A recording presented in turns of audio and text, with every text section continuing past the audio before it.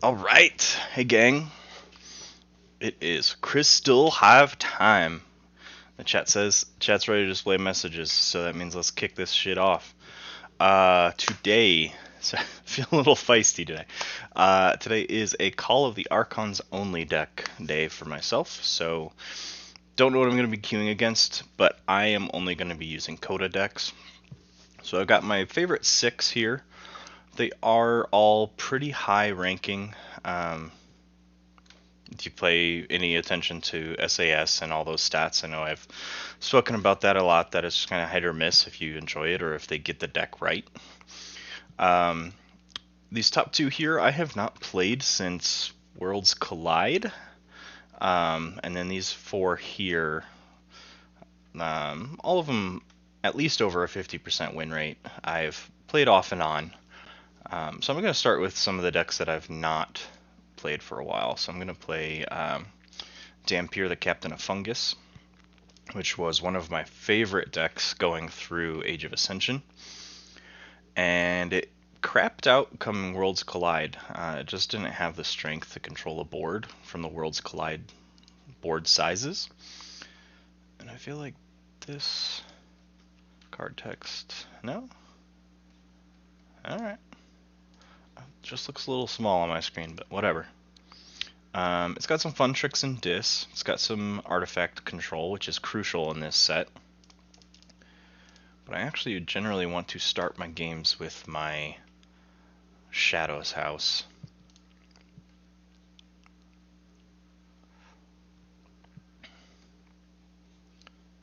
Let's go Shadows just to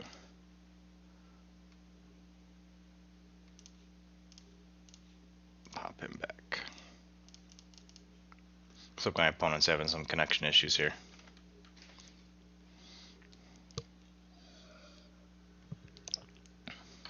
It is a lovely, humid, warm, disgusting Saturday. For anyone that knows me, I do not enjoy summer weather. So I'm very much a stay inside type of person. I'm gonna get some Logos cards going here.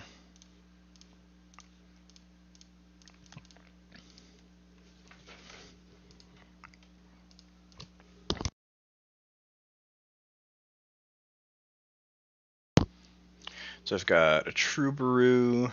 Go through my deck list here while we're playing. So Dis has Troubadour, Poltergeist, Snudge, 2 Charettes, and a Shaffles. I also have a Hand of Dis to nuke my own Troubadour if I need to. Let's see what Logos can do for me. Drop a Bat Drone and a Phase Shift to Nerve Blast. Who should I Nerve Blast? Let's do Stealth Stir. So I don't know how this deck is going to fare. Like I said, it limited board control. It has a decent amount of amber control. Decent amount of expected amber. Past that, my board state or my board presence is pretty weak. I think the average strength of my creatures is 3 point something, like 3.6. Which against a Mass Mutation deck or anything Worlds Collide to current is pretty weak. Worlds Collide to current, I think, averages about 5 point something for creature power across decks. Not every deck's going to fall to that.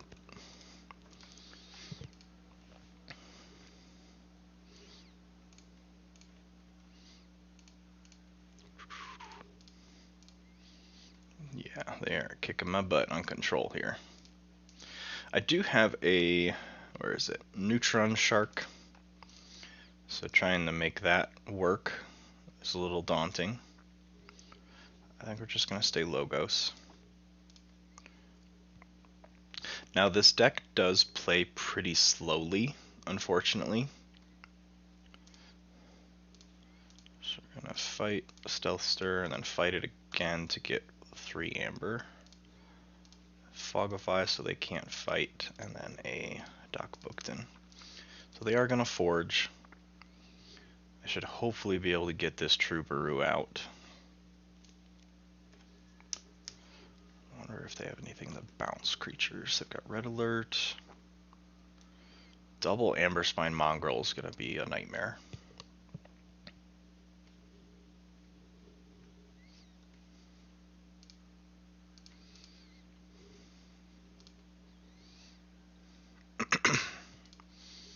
Is that triple Securajoid? Double Securajoid.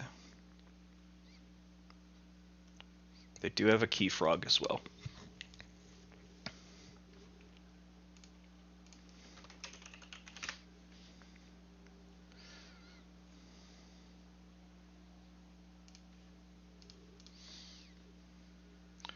So Dis, since they're already on check to their second key, so I have to pay 3 to play my Troubadour.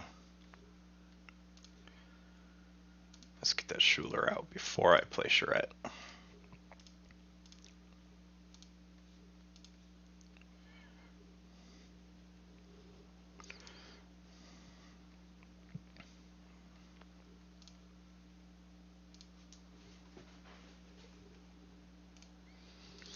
What else do they have? Gloriana's Attendant. Ooh, Eunoia as well. Eunoia is, here's your useless tidbit of the day. Eunoia is the relationship that a speaker builds with their audience. So, don't know how that fits in with that. It's like a flying demon cat.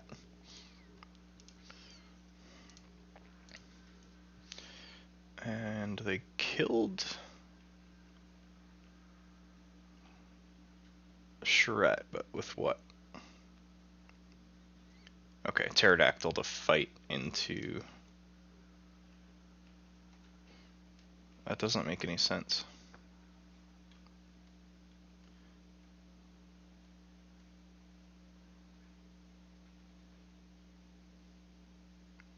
Huh. I think that Flame Wreathed did not actually give Charette an extra 2 power, but whatever. Let's go Shadows.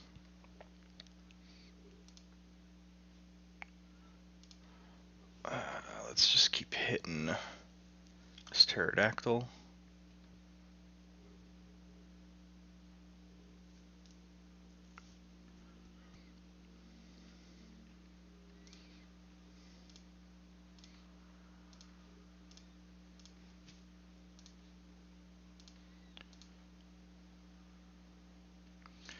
And Relentless Whispers.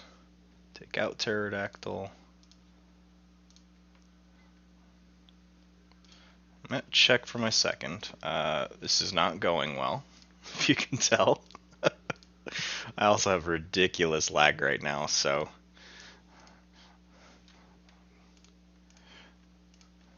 Don't think it's on my opponent's side. I think this is just on me streaming and playing music and stuff, so... Don't know if it's something I can fix.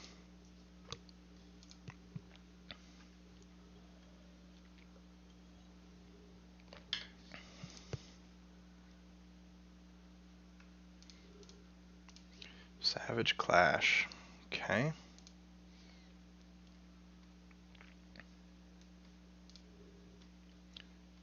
They have a lot of their Saurian in the discard. So let's forge to blue. Let's go Dis.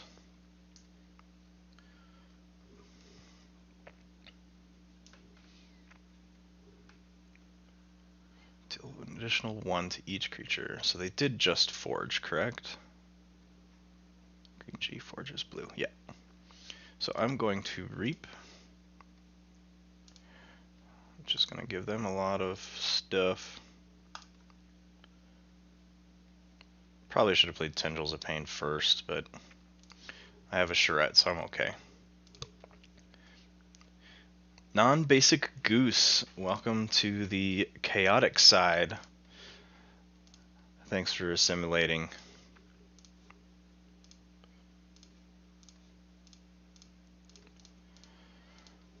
Okay, so I'm at check for my second. They're at, well, now 4 of 6. I locked him in the Saurian, so I apparently made a good pick there. I think I go dis and just push this.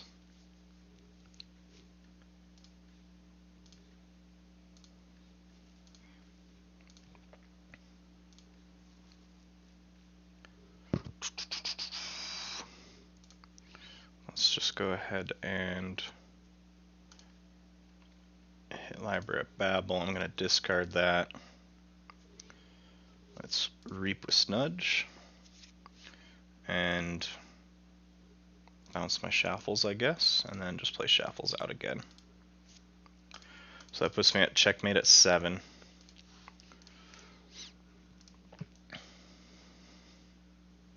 Question is, can they get 2 amber from me? Nope. That was close. Surprised that my deck was able to keep up to that. It's a very different playstyle than I'm used to in current sets. So, why not? Let's give that same deck a try again. Actually, I don't want to play against that same player, so I'm just going to refresh here. Nothing against them. Just want to get a variety of testing. They just joined my game. Alright, we'll give it a second.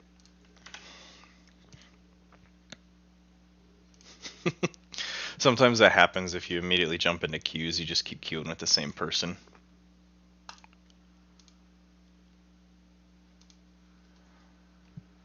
Hopefully this doesn't happen for the 3rd time.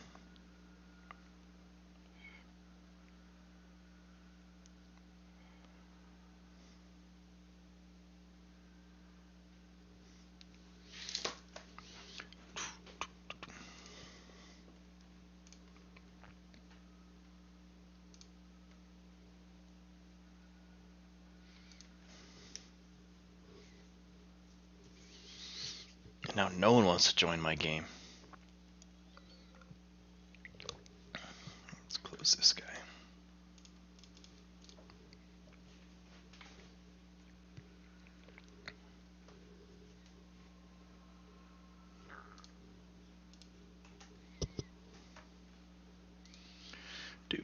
Do. Twirl the thumbs.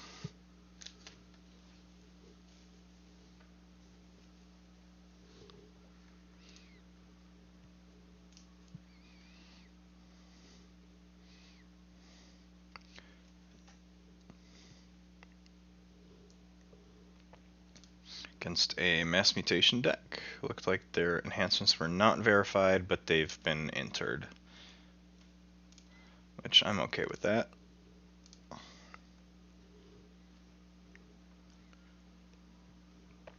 An Italian deck, it looks like.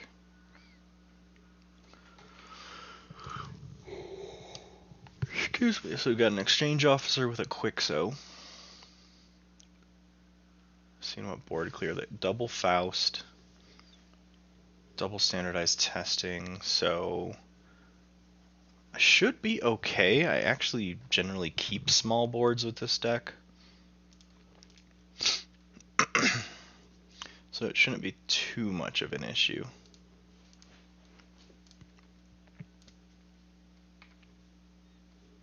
And just because I have the most in my hand right now, I know it's suboptimal, but I do need to cycle my hand. Let's do Schuler, Charette, and Shaffles. They do not have Sanctum, so I at least get to look at what their hand has. Steal 2 if they get 2 amber.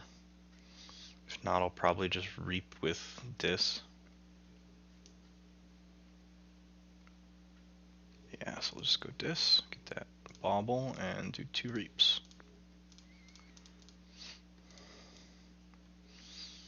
I think that's one thing that frustrates me about newer players. Not the player themselves, but just not understanding the strategy. Is if you have a house that your opponent's not doing anything to, and you're able to keep more amber income per turn than them, just because you've got a hand, let's use myself for an example, just because I have a hand of 5 shadows doesn't mean I have to use the shadows. So 2 of these cards are going to be useless unless my opponent has amber. So I'm just going to keep calling dis, and I'm keeping ahead of them in amber pace right now. So I'm only getting 2 amber a turn, but I'm kind of stalling to wait to see what they are doing so I can capitalize on these shadows cards. So I can steal 3 amber if my opponent has that amber. In the meantime, I'm just ramping up my 2, maybe 3 amber a turn, depending on, well, 2 an amber a turn now, but so don't be afraid to just keep calling the same house if your opponent's unable to stop it.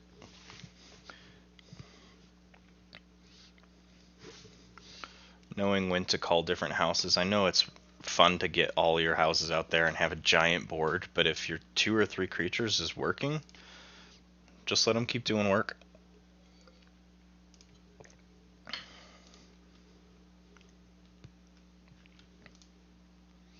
But now I can't reap with Schuler, so I probably will go into shadows, and they're gaining some amber here too, so it's not terrible. So they do have 3 amber. I do want to start hitting this Faust. Let's go shadows. Let's first see what they have. So I've got Titan. That's cool that it does it up here now instead of just through text. Eclectic, Daughter. They got a pretty good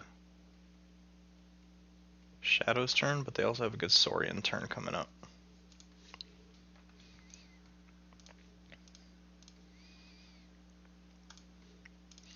So let's do that. Steal 1 and hit Faust. And let's go ahead and kill Faust and steal another one. So that puts me at check at 8.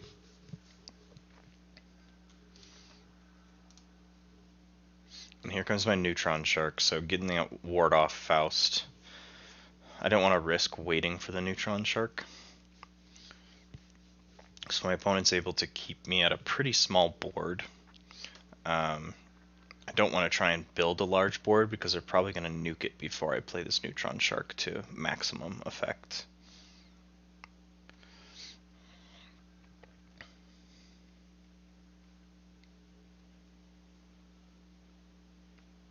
Yeah, and they're killing my board already, so I do want to probably play Logos and hit this Neutron Shark.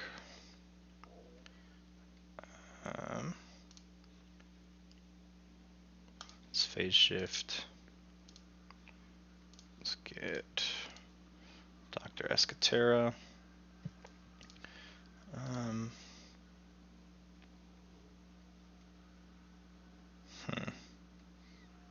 Let's hit it on Dr. Escatera.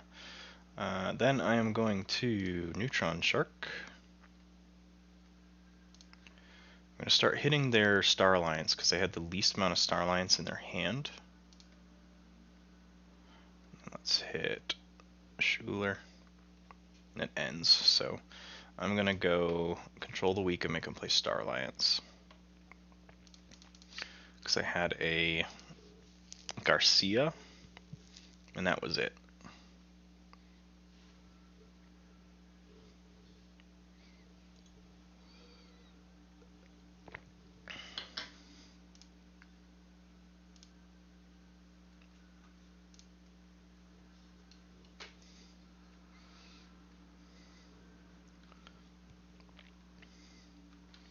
What you got for me, Ming? Rape with your secure droid. Particle Sweep to kill my Neutron Shark. Garcia. So they drew a few more. It is what it is. Let's get this. Get rid of this stun. Let's reap. Let's go Snudge.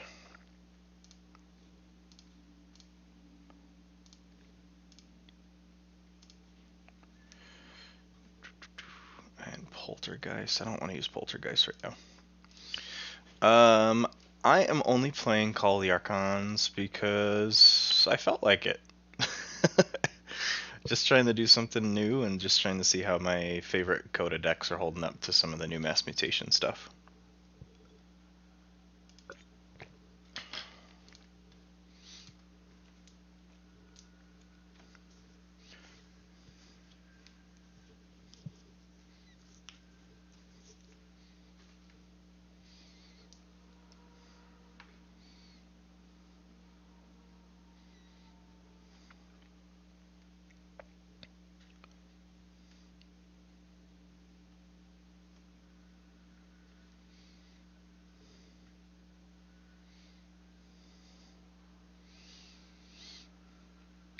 Correct. I have no way of controlling my opponent's decks, so that would be annoying for everyone to watch me keep constantly requeuing to wait for an opponent to play a CotA deck. Life lesson for everyone, you can only control yourself. Only worry about your own actions. But with this ridiculous board that they're building right now, I am probably not going to win this. So,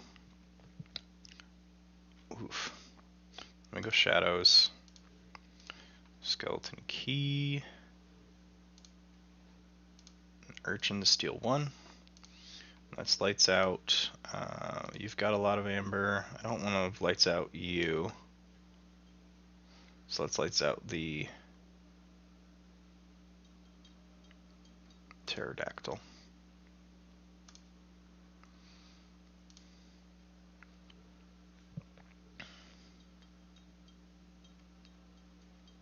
And I'll reap. Puts me at 7/7.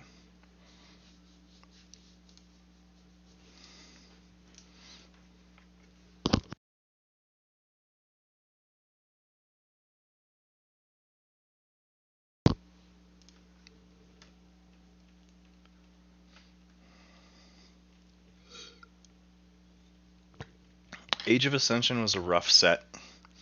There are some really great cards from that set, but I wouldn't worry too much about trying to collect too much of Age of Ascension. Worlds Collide and Mass Mutation are amazing sets. Lots of new stuff to get used to. The Saurian House is really hard to get used to if you're not used to it. Star Alliance kinda does what Mars originally wanted to do, where Mars was, I guess, the flip coin of it. Mars wanted to do only Mars stuff. Star Alliance is all about house cheating, so some very interesting house mechanics to get used to if you've been out of Keyforge for a couple sets. Be interesting to see how set 5 in February, I think, is when it releases, when it hits the card pool.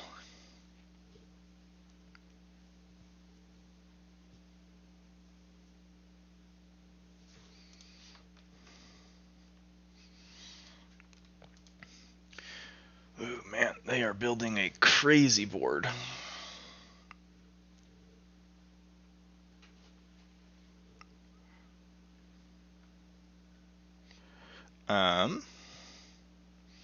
Let's go Dis. Let's first play. Ooh.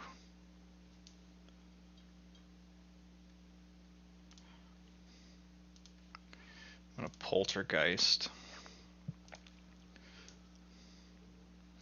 to Monument to Primus to move 1 amber there.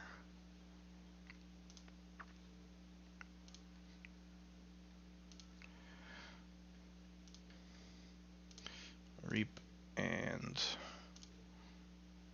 use you to reap.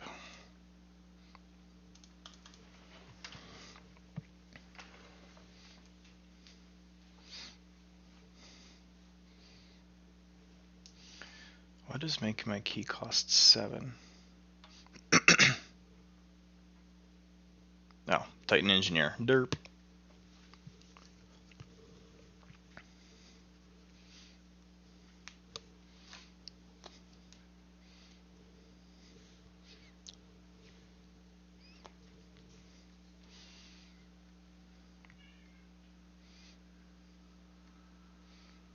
They did just forge a key, so this Tendrils of Pain actually might help me here it'll hit my Troubadour if I can fight something large enough.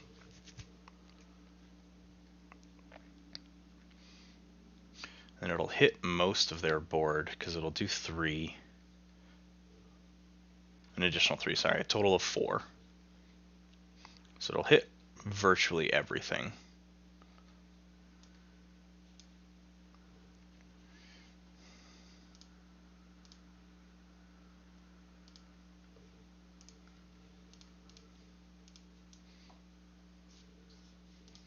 And they're already on their second key here. So I absolutely need to work on this board. So let's go dis. Let's have you first fight. Actually, use Dominator Bauble to reap. Then let's go Tendrils. That way I can fight what's remaining.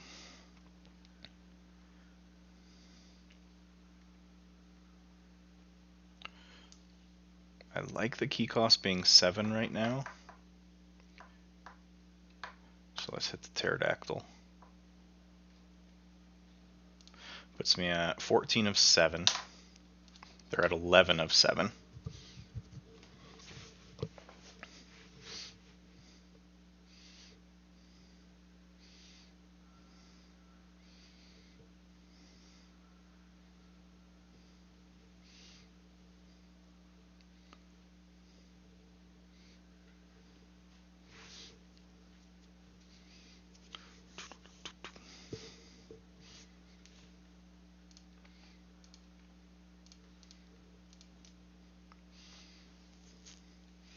Six of 7.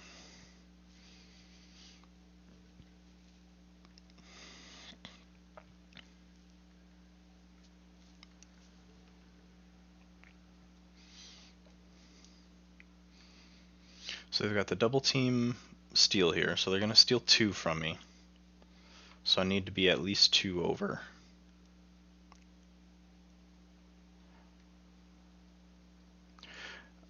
I can't answer that whatsoever.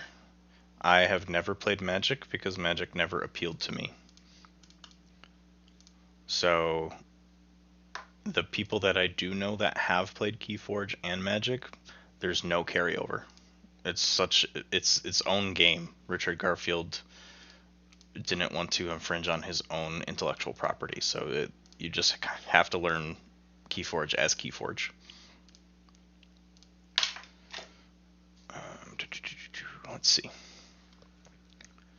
If I go Logos, I'm going to get 2, 3, 4.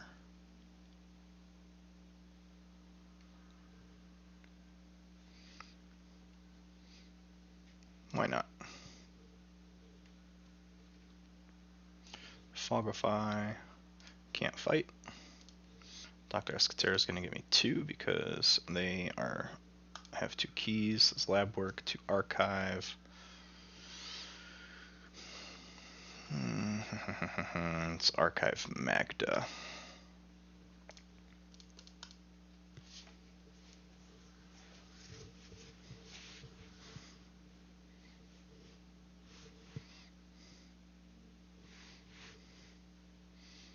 So I'm 2 over the key cost. They can steal 2, at least with what they're presenting on the board. They're out of a deck, so they've cycled through. So I'm not sure they have any...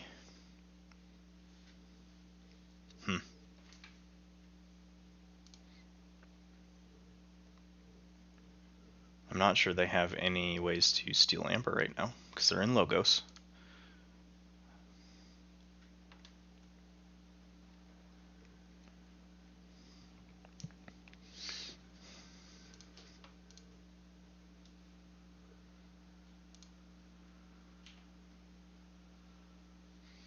Oh, they're in Star Alliance. The reason they're able to play other cards is because they used Mutagenic Serum. But I do think all of their Amber Steel and key taxing for Star Alliance is gone.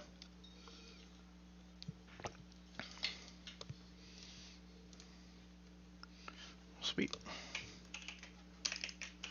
2 for 2 so far.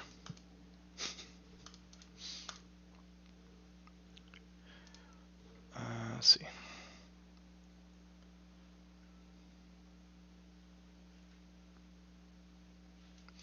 So I think that's a unfair assessment to compare the game to Magic the Gathering. I mean, a card game is a card game, right? So you've got Yu-Gi-Oh, Pokemon, Keyforge, Magic the Gathering. You've got Pathfinder Adventure card game, Arkham Horror card. Like, there's so many card games, and I've yet to find a card game where card draw in turn is bad. It's like playing, like, if you're gambling, the more money you have, the better, right? Generally. So if you're playing a card game, the more cards you have at your disposal per turn, the better you're going to be, at least innately.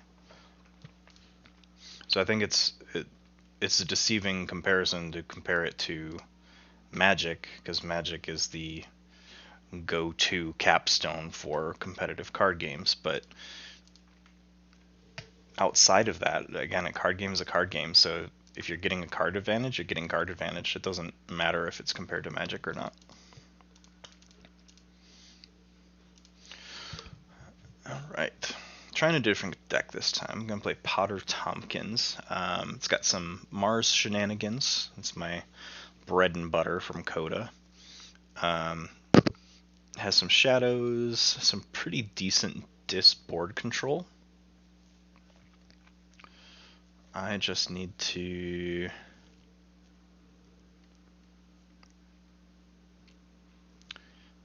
Oh man.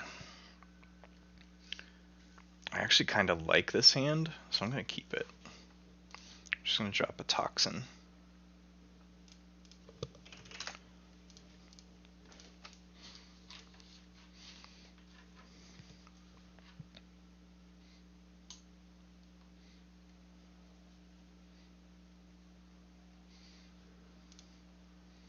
Let's go. It's going to nuke my Toxin, but that's fine. Gets Daughter off the board. Got my double dodgers. Drawing some 2/2/2 hands again. I don't remember everything this deck does. I think it's pretty minimal, if not negligible, amber control.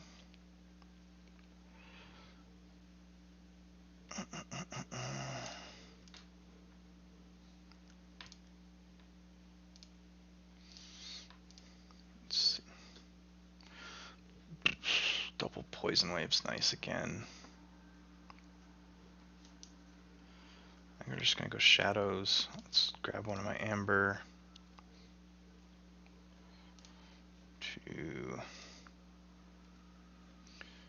What am I gonna fight?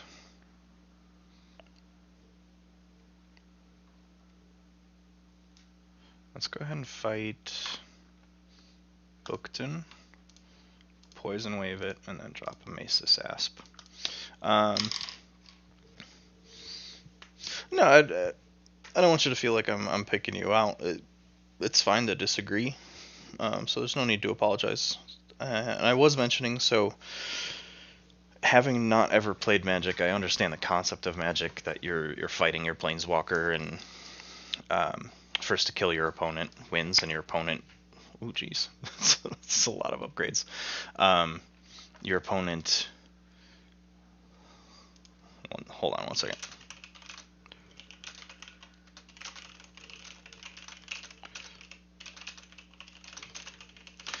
I'm gonna have to resize here a little bit to see what I can do, because I want to attack that creature if I can. Nope. That's bullshit. Alright, so TCO devs, please fix this. Do not let cards overlap into the other side of the board. Alright, what do we got on here? Search and upgrade, deal 3 to a neighbor, 3 to a neighbor at the start of your turn. So I do need to kill it first. So let's go ahead and fight. I've got poison, so it'll kill him. Let's go old Bruno. Let's take another amber out of my pool. Sorry, so to get back what I was saying, in Magic, right, so you're trying to bring your opponent's health to 0. In Keyforge, your opponent has no health. The opponent's health doesn't matter. It's first to 3 keys. So in Magic, anything you can do that pushes damage on your opponent's Planeswalker is your win condition. In Keyforge, anything that gains you amber that can push you toward keys, that's your win condition. So if you've got creatures on the board that are able to get you amber faster than your opponent can steal it, it's up to play preference, but you're at a point in which just reaping is sometimes your best strategy versus just trying to build a giant board. And the game I was playing in which, let's see, I don't really actually want to play my Ammonia Clouds right now, so I'm going to discard it.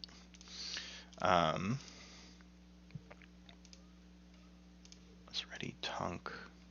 Let's have Tunk fight. Sorry, I can't talk and play at the same time, so...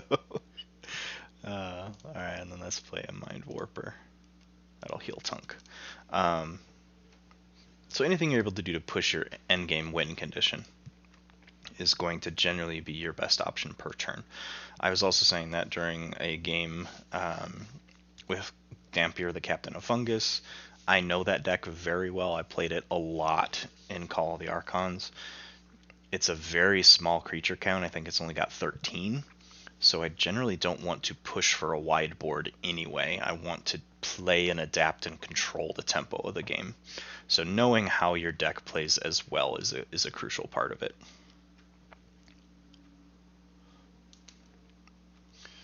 Okay, so they went Shadows and only were able to play Techno Thief. So if I go Dis, play Life Ward, play Succubus, Stealer of Souls, and then I control the weak into Shadows, they maybe have drawn one other. Yeah, cool. And then I got a good battle fleet coming here for at least 3. If I play in Dis, I'll maybe have a 4th card here. So to answer your second part of that question there, so what other tips in terms of choosing a line and general strategy do I have for new players? Repetition, honestly. The card pool in Keyforge expands very quickly. So the more games you have with different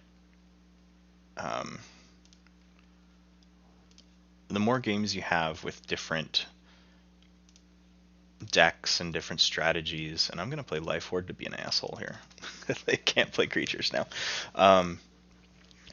Just getting sheer repetition, being able to know what your deck does very specifically, and don't get bogged down, try not to get bogged down by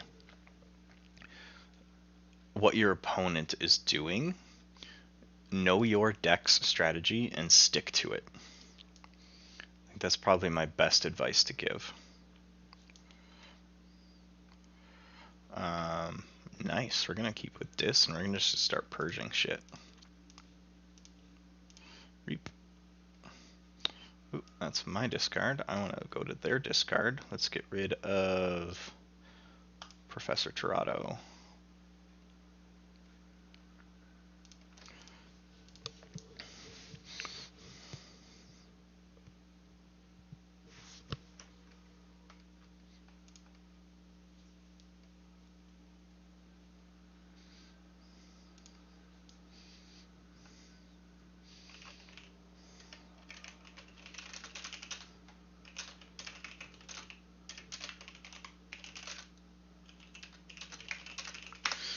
Looks like my opponent's conceding because I got a really good Dis line up there to help lock them out.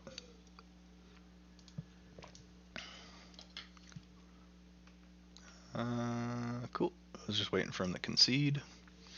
Find me. I don't want to find you. I just want to queue. I got queued with you anyway. Alright, let's go Call the Archons only. Let's let's go the other end of the spectrum. I've been playing some Amber Control, so now I'm going to play some Amber Rush. And I hope that answers some of your question, non-basic goose. Sorry, your name is showing up as dark blue on my screen, and I've got a dark blue background behind it, so I had to make sure I got your name right. And if you have any more questions, feel free to ask. I hope I'm answering them well enough. Oh man, what am I doing? I'm gonna keep hand. So let's just drop a crump. And I've got a nice untamed turn here. Let's. Hey Mortivis, welcome back. Yeah, it's not the not the best untamed start hand I've ever had with this deck.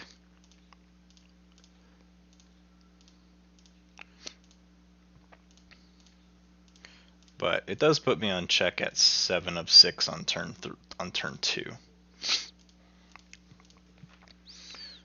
Wait, man, now your name is green for some reason. Yeah, let me hover over the deck list here. I don't know if you can see it. I hope you can. So, my untamed list, it's got 2 Flaxia. Well, general strategy of looking at a deck list. If your deck list has any duplicates or triplicates, quadruplicates, quintuplicates, yes, I do know that. If you know what that card that has multiples of does, that's generally what your deck is trying to do. Well, hello, Pat. So you're trying to look at what your deck can do. Since I've got 2 Hunting Witches, 2 Murmooks, 2 Flaxias, my deck generally wants to operate in the Untamed House. So it wants to operate in the Untamed House because it has so many duplicates in the Untamed House. It's actually a very good synergistic list where all Untamed does is collect Amber. It creates Amber. If you look at my Logos list, the only duplicates I have are Twin Bolt Emission and Doc Bookton. Some good board control there, as well as some card draw. My Logos house does draw a decent amount. And then my Brobnar has 2 smashes, but smash is just stun, so it's a partial, it's a pseudo control is what I call them. I'm going to forge my key here so my opponent doesn't get pissed off, but let's see. Stay with Untamed. Reap.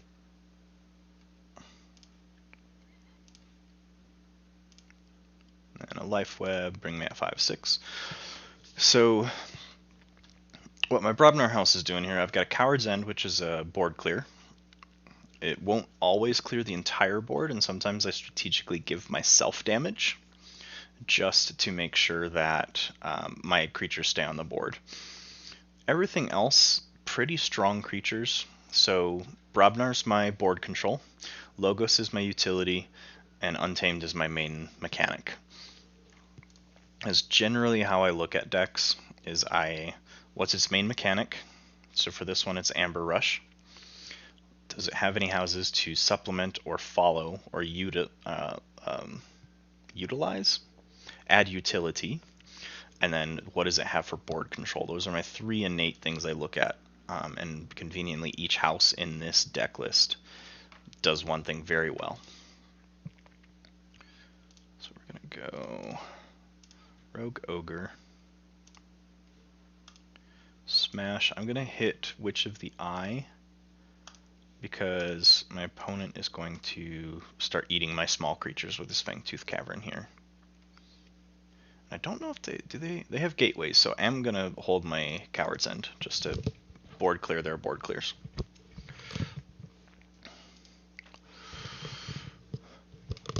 Yeah, it definitely has Mortivis.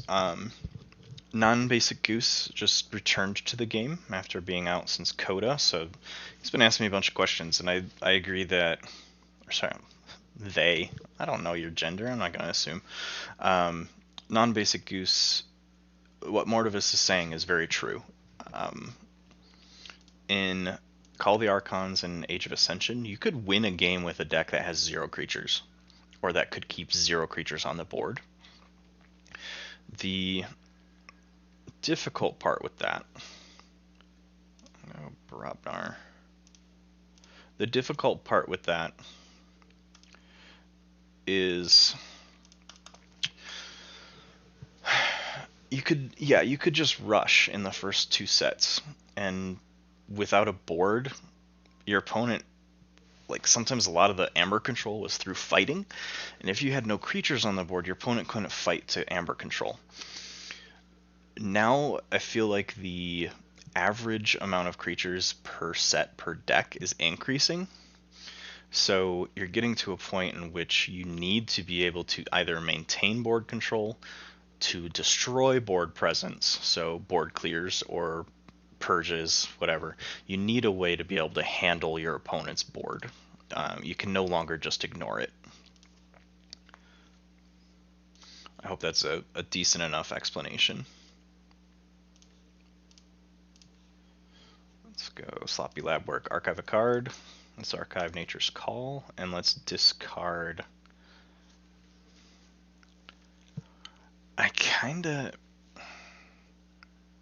I'm gonna ditch my Coward's End. It's probably a mistake, but we'll see.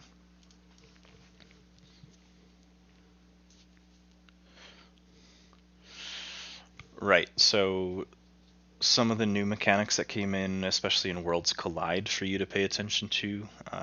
We'll just call you Goose. We'll pull that classic movie back.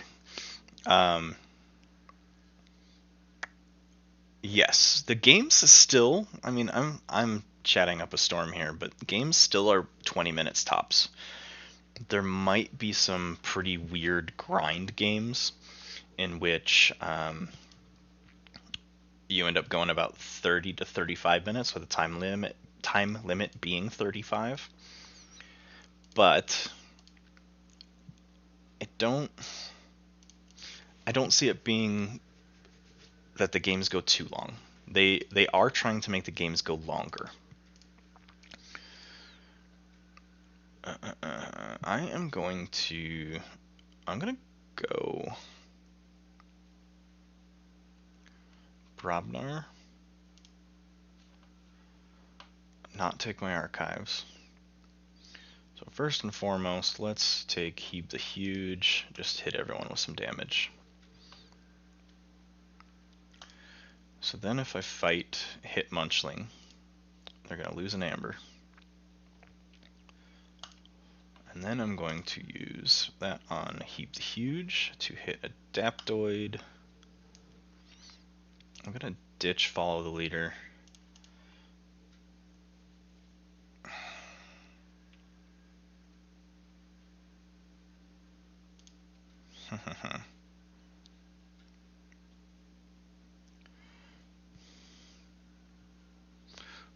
I'm going to ditch that card too, actually. I don't really want to.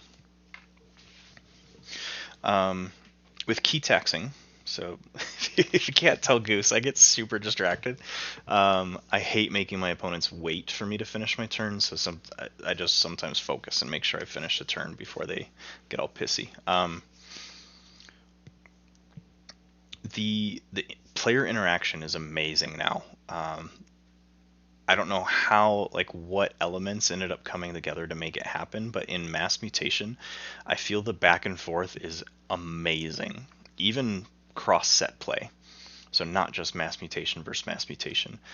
I think they did a magnificent job of making sure that it's not just one person playing solitaire and the other person trying to get involved. It's very much, I do something, you do something. You take a turn, I take a turn. And I love that's the direction the game is going. I'm going to go Logos.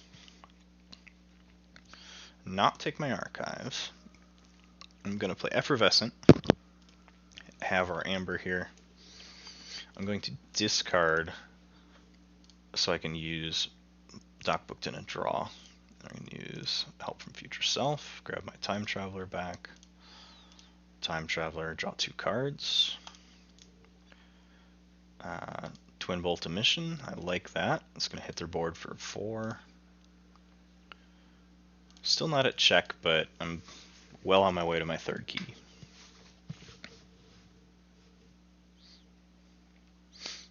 I think my personal favorites in terms of all-around deck strength with all the houses available for that set, as well as the way the set is playing, from absolute top, I rank Mass Mutation at first. Second is Call of the Archons. Third is Worlds Collide. 4th is Age of Ascension. That's my personal take on it. I know a lot of people, even just my local group, completely disagree with me. I feel like Mass Mutation really got it right in the ability to balance the houses. I don't feel like any one specific house is the broken house. I feel Mass Mutation nailed it on the head and was able to provide a really good balance between all the sets. And an internal balance too.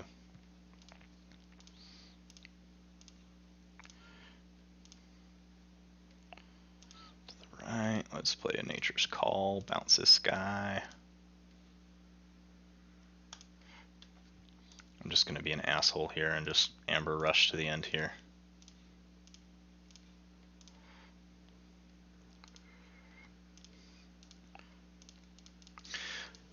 I think I was lucky in Worlds Collide where I got... My Brobnar in Worlds Collide wasn't terrible. It wasn't the best. The Brobnar house was... but I got some decent Worlds Collide Brobnar. Worlds Collide was very much the Dis house. This little fucker, Infernus, ways to bring him back and cycle him. Lot of board clear and board control with Dis.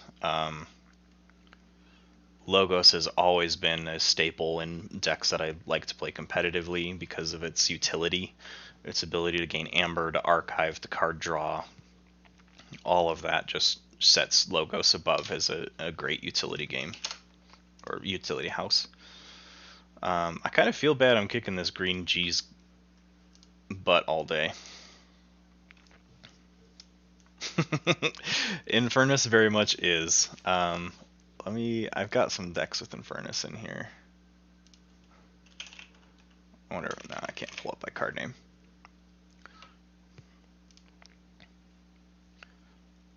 So if I pull up Infernus here, so on play, purge up to 2 cards from a discard pile. Your opponent loses Amber equal to the total Amber bonus of the purged cards.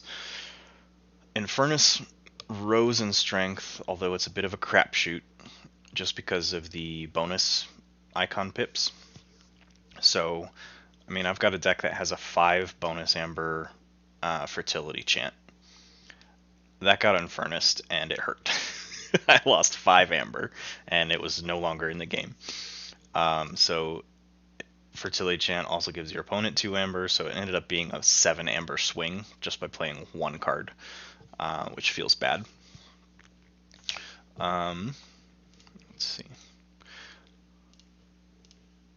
Let's see what else I got here.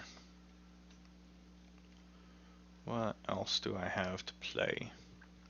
I'm gonna play some Potter Tompkins.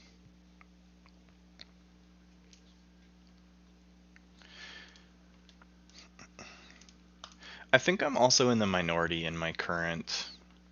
Oh, that's a terrible spread. 2-2-3. Mulligan. I think I'm in the minority of my local group. I don't mind Infernus for that reason, is if people only play Infernus to play him as Amber control, they're not using him to his full potential. Infernus can purge crucial cards out of someone's discard pile, like let's say they discard a Chota Hazri to play later the regrowth. Hit the Chota Hazri, it kills their key cheat. hit their gateway, they no longer have a board clear. So there's Infernus is so versatile, and yes, the way his card is worded, the intention they had behind him is as Amber control, but he can purge anything in a discard pile. So it puts him at a place where he's super flexible, and not a lot of people play him that way, which is disappointing.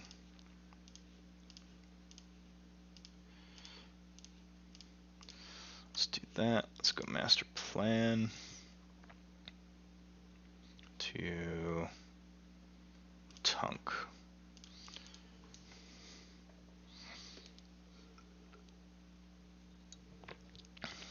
Yeah, so I think what might help Goose, every set kind of has an archetype that fell to the fore. So Call the Archons was very much Amber Rush.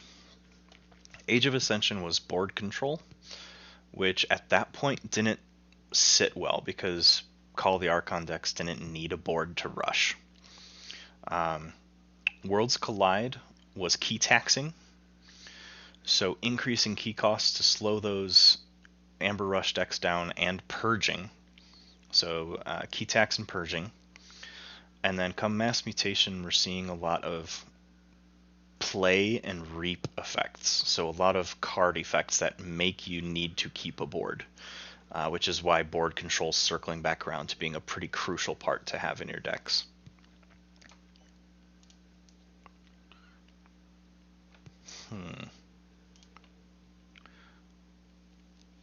Let's go Mars, maybe?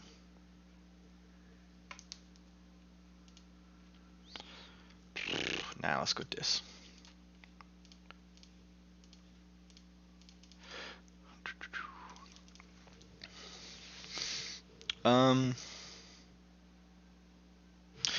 There are elements of it.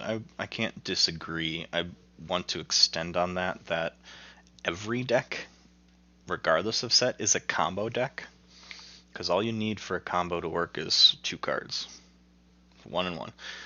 So, I mean, you've got things like in the deck I was playing earlier, Troubadour and Hand of Dis just to kill my Troubadour right away. That's a combo. I feel the reason Mass Mutation comes across as having more combos is because, yeah, meaningful combo. Because Mass Mutation has gotten to a point where, how do I want to word this? It's gotten to a point where the card pool is so vast that you're not going to have a lot of terrible cards in your deck. So when you play a bunch of good cards in the right sequencing, you end up with a pretty powerful turn.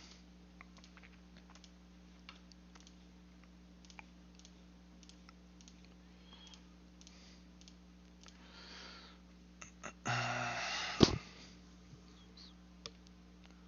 feel like I need to use Life Ward and slow them down here.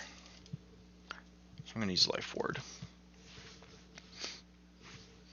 I hope I caught him with a handful of creatures here.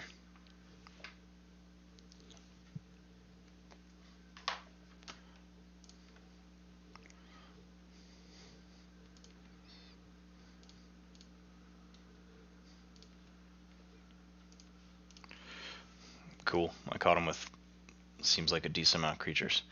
So forge blue key, because I always like to forge the blue key first, for no reason other than blue's my favorite color of the 3. So then let's go, I think we're going to stay with Shadows. We're going to have Macis Asp kill Shadow Self. Going to steal twice, reap.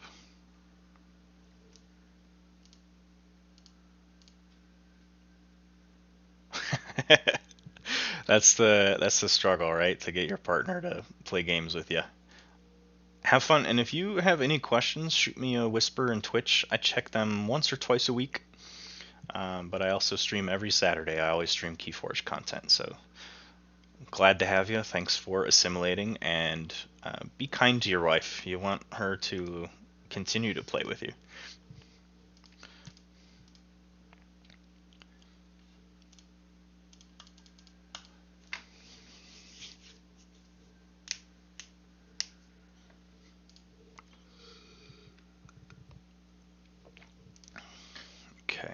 use mines. It's fine.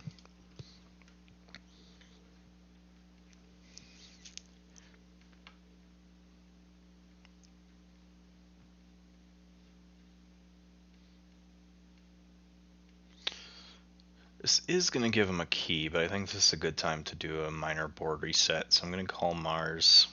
I'm going to go Ammonia Clouds, pop out Tunk, pop out Ulig Megamouth, and I'm going to hold Squawker because I do have John Smith in this deck, so I want to try and get that combo going.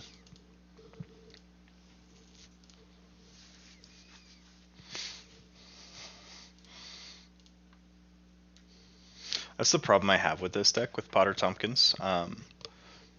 Excuse me. Very heavy control on it, honestly. I definitely don't want to play Hysteria. Okay. Let's go Dis. Let's drop a Stealer of Souls. Drop a Toxin. And I'm going to ditch my Hysteria.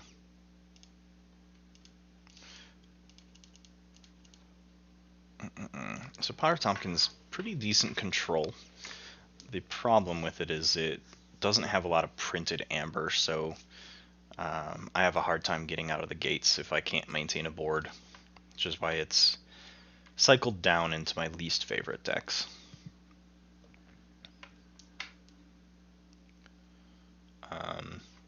Shadows, sure. Capture 3 on old Bruno. Decent battle fleet coming up here. I'll probably play Dis just to poltergeist that Lash. Depends on how close they get to check. But they're going Shadows, so they're going to get 3.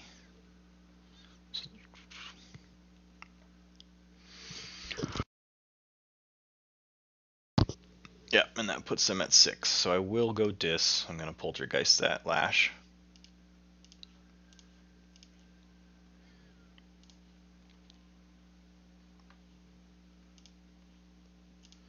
Not much else I can do. I'll be going Mars next turn because that battle fleet. So that'll draw me into a John Smith, I hope, and some other Mars tricks I've got here.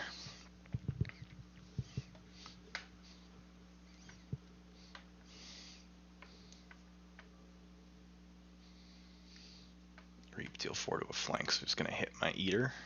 Yep.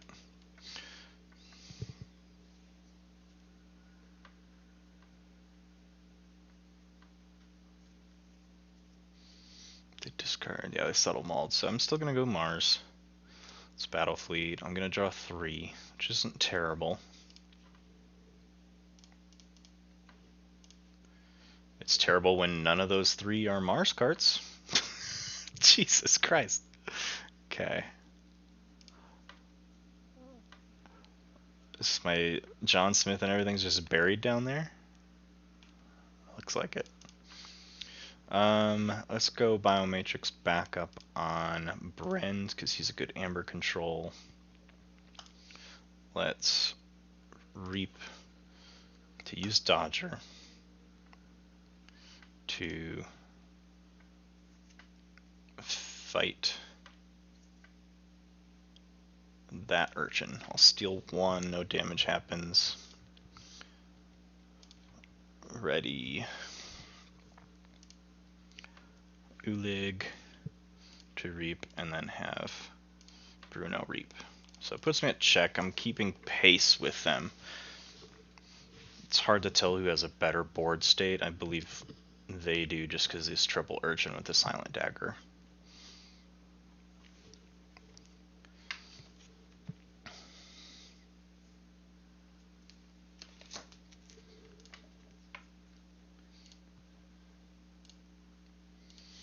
Going Dis.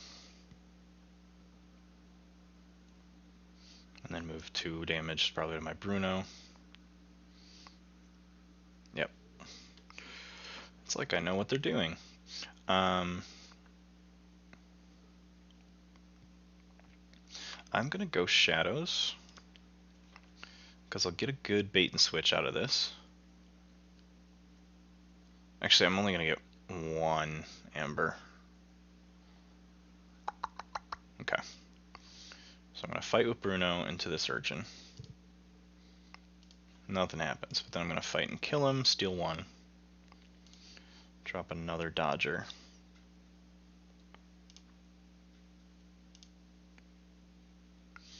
I'm going to leave bait and switch because they... There's my John Smith. After I've already pitched my Squawker. Okay.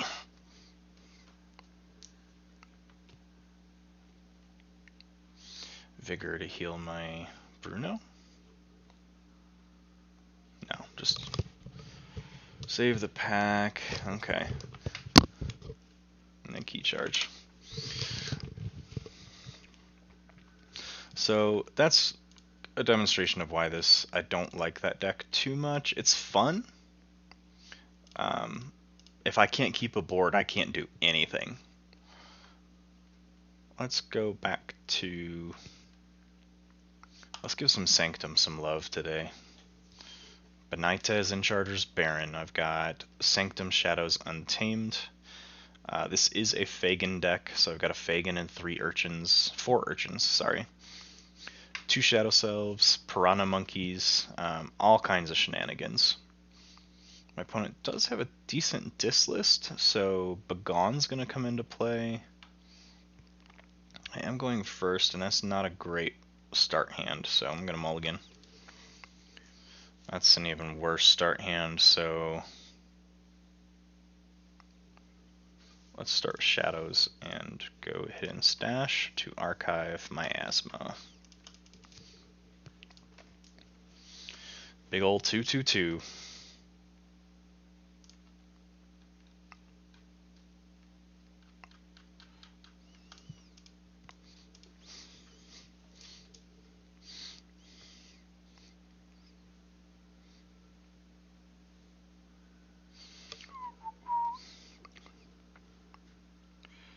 Oops.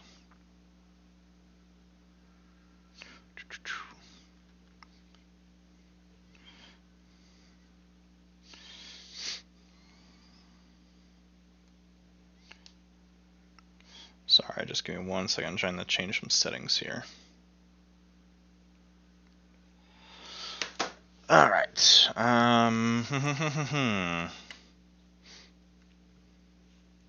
What'd they hit me with? Nothing. So let's go Sanctum. Drop Bulwark. Give him +2/+2.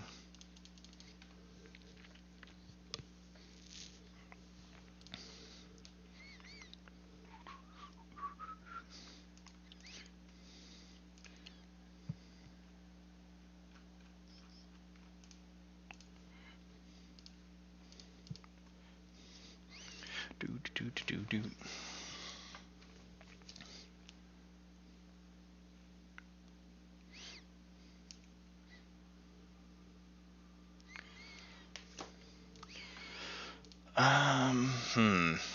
I think Shadows is the good turn here.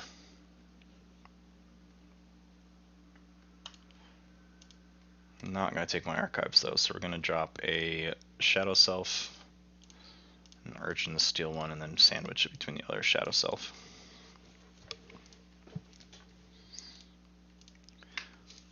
I'll probably have Untamed or just stay in Shadows. I think staying in Shadows will probably be my best option. I'm gonna reap 3, reap 4 with Shadow or with Silvertooth, and then drop another Urchin to steal 1.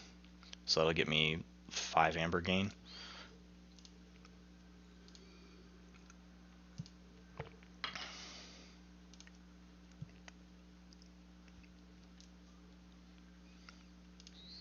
Stunned a Shadow Self, which okay.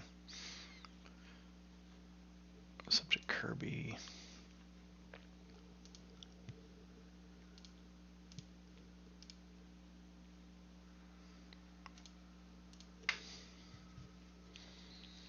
Can't reap, so they got a decent Star Alliance lockdown list. let's go shadows. I will take my archives because I want to keep them off of a key. I don't think I can... Yeah, I do no damage when fighting, so there's no point in using this guy. Let's play the Archon. And Silvertooth will fight, get rid of that Kirby.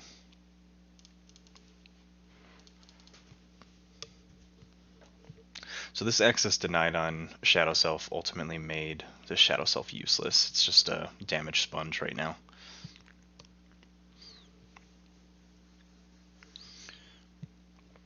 Lucky dice to slow down my board damage.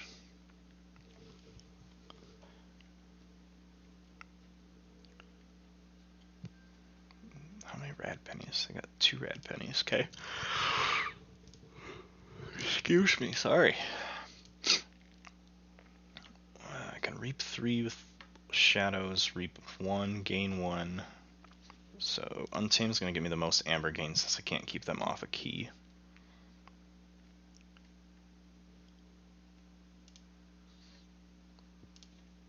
Let's go Big Twig, Dust Pixie, Mushroom Man, and then Grasping Vines. I actually don't want to bounce that because I don't want to give them the amber gain from it. So I'll just leave it. I'll just claim 0.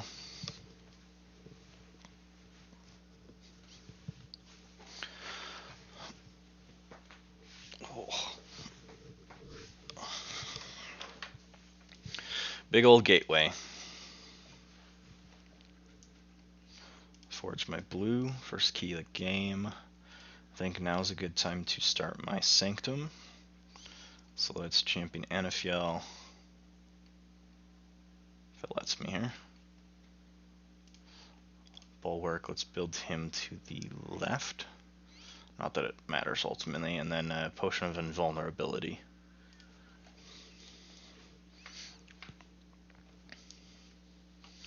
Man, 2/2/2 hands all day. I gotta check to see if Orion's watching. No Orion, so he's not cursing me right now.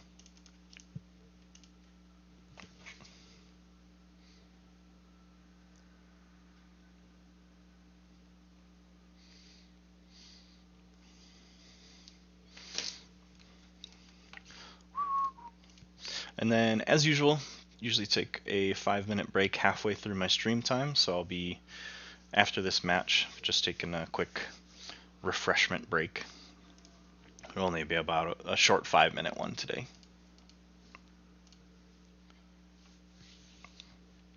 Tension coil, so Anafiel cannot fight.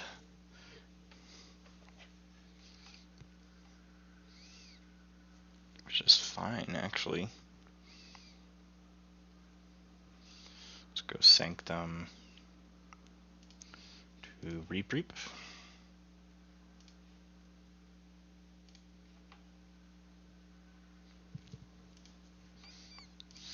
Let's just go and put the armor on him to make him a little stronger of a presence.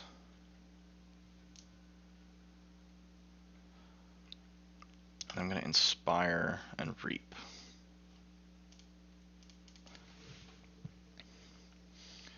Okay, now we've got a 3/3 hand. Fagin is great at this time because I can put him next to Anafiel and start slowly bringing these Archons back out of my discard before I shuffle. I can also Regrowth. Might take that playline first. Regrowth an Archon back in hand. Nature's Call some of their impactful creatures here.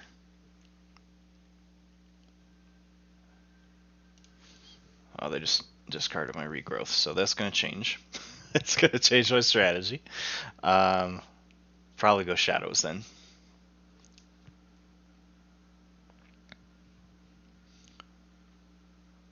Yeah, because they are also on check.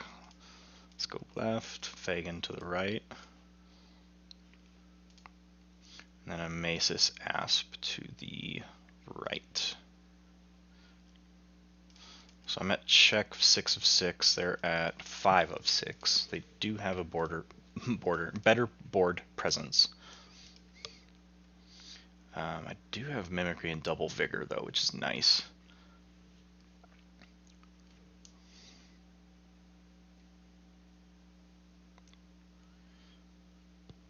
It's bad timing for me to copy Sophistry here. So I could copy Pain Reaction or Subdue.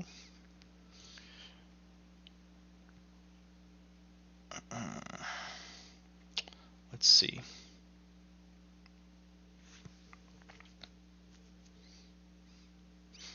I don't want Smiling Ruth to stay on the board.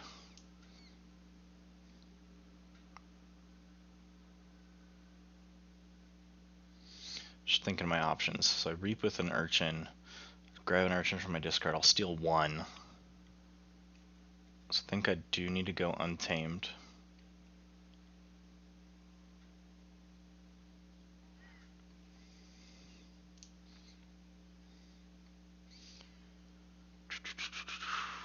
Yeah, okay. So let's Mimicry this Pain Reaction. Come on. So I'm going to do a bonus damage to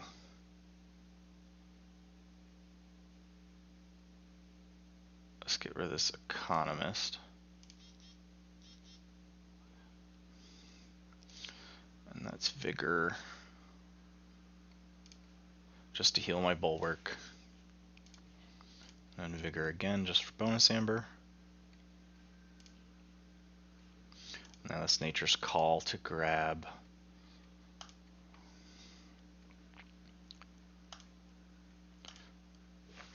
Let's get some of the non-impactful creatures of theirs here. I need to keep her with a Star Alliance neighbor so she can't steal. Don't want to bounce Red Penny. Okay. So that puts me at 9 of 6. They are also 9 of 6. So pretty even game right now.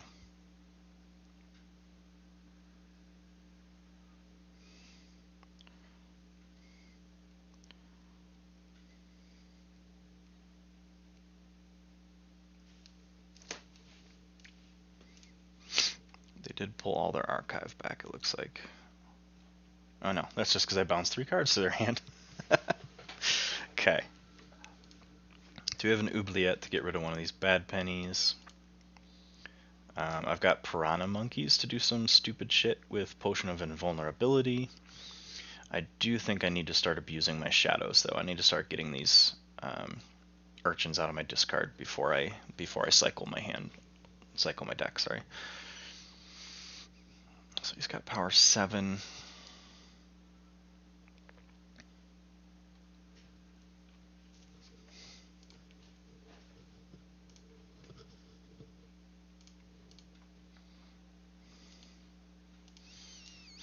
Gleeful Mayhem. Alright, they're going to hit my Fagin. Because if they hit my Fagin, that's going to really change my turn here.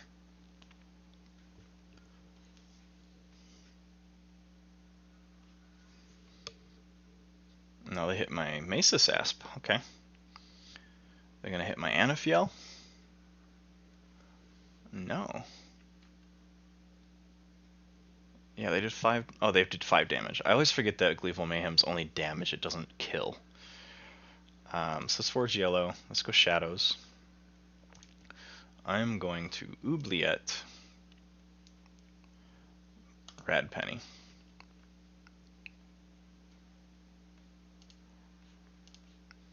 I'm going to Reap with Urchin, Reap with Fagin, grab an Urchin, play an Urchin. Wish I could do that one more time, but I'm just an amber short.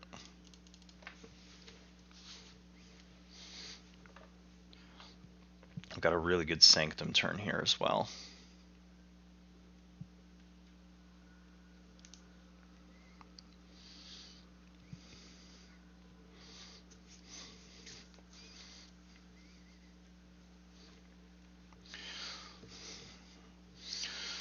Oh Ryan, I was cursing you earlier. I was drawing 2/2/2s and you weren't in the chat for me to blame you.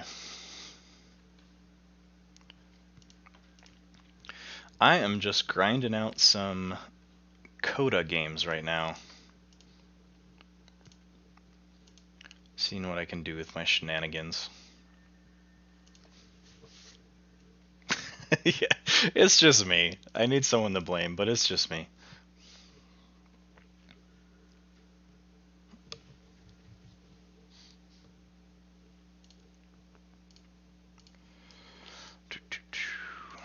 Man, I need to get 2 amber.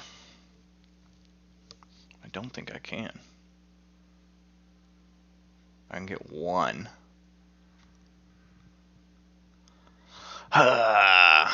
Balls. CotA's okay. I have more wins today than losses so far. I think I'm 2-1.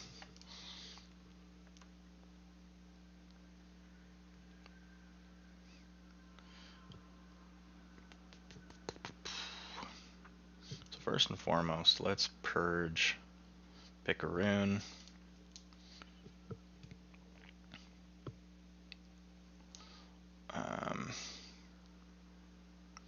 Let's be gone to kill all disc creatures.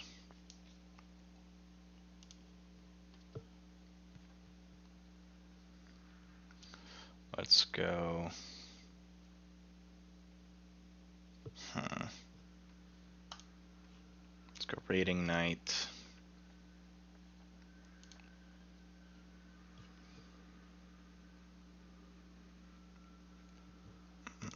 Let's get that off the board.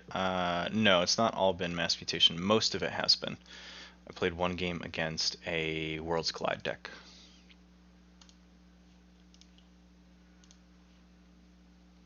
Oops. Lag is bad. Let's go Champion NFL. Then let's play Sergeant Ezekiel.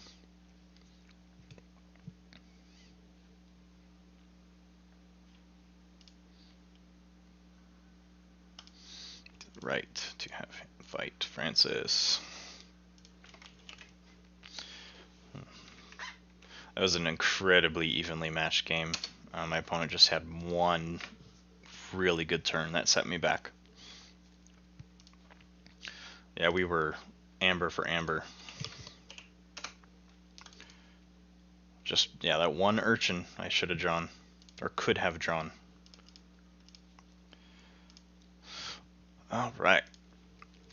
You came just at the right time, Orion. I'm going to take my midstream break, and I will be back in about 5 or so minutes for some more Call of the Archons testing. So see you all in a little bit.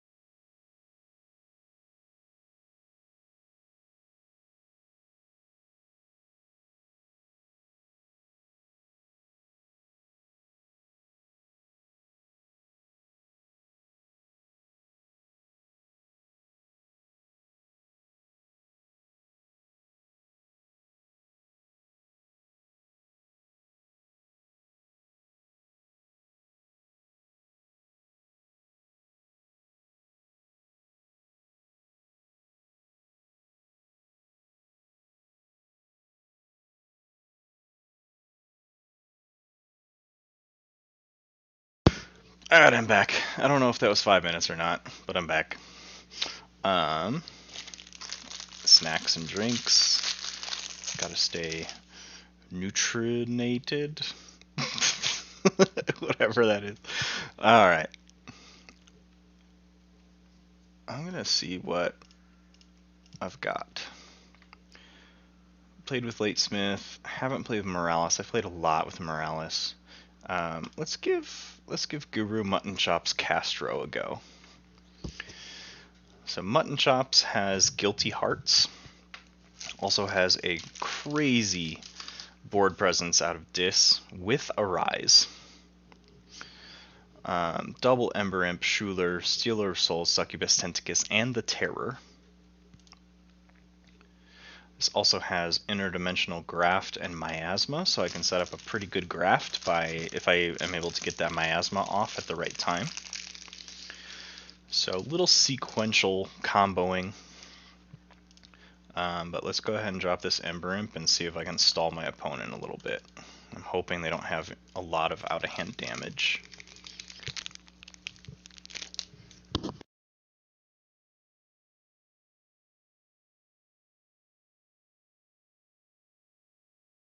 They've got a Finger Trap, which can kill Ember Imp. They can Collar my Ember Imp. They can Nature's Call it. That looks to be it. Okay.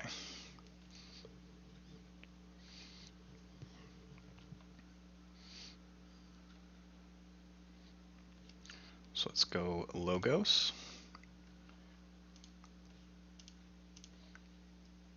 Ooh, Twin Bolt Emission. I really don't want to play that right now. So let's do Experimental Therapy. And let's hold that Twin Bolt, because I know they just grabbed a Time Traveler. So give me another option to get that Time Traveler off the board.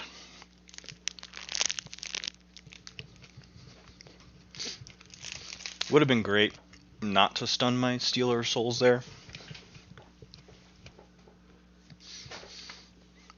So they banished. I forgot about banish. I can just pull a creature off the board.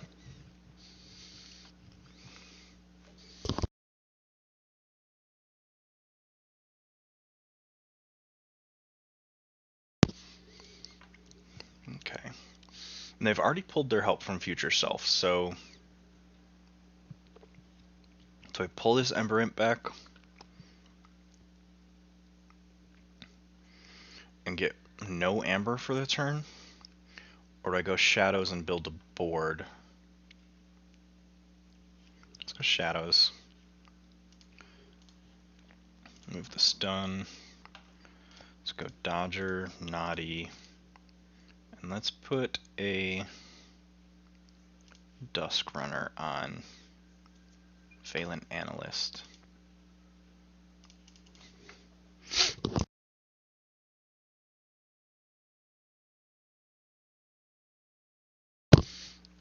Hostess cinnamon streusel cakes are dangerous. Just want to say. My wife and I might both really like cinnamon, because we also love Cinnamon Toast Crunch. I do have a pretty good setup here for Miasma Graft. So that might be the route I go, whether it's suboptimal or not. I think that's what I'm going to do. So I'm going to go Shadows, because I do not have a key cheat. Not take my archives. And I'm not going to steal any Amber. I don't want to steal any Amber. So I'm going to have Stealer Souls fight and purge this Time Traveler. Then we're going to Reap and Reap. And let's play Miasma. Can't forget that. Reason I'm not stealing, for those that are not familiar with Miasma Graft, Miasma prevents them from forging in their forge step. They can still key cheat, they can still do other things in turn. But since my opponent does not have any key cheats, they just can't forge this turn. Then I follow up with Graft, which gives all their leftover Amber to me. So if I'm stealing Amber ahead of time, I'm actually lessening the impact of my interdimensional Graft.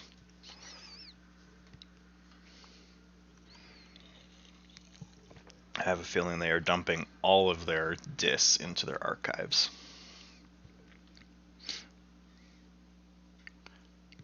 The nice thing about having my Shadow Self here is my Stealer of Souls, whoever they fight, the damage goes into the Shadow Self first, so I can get more use out of the Stealer of Souls.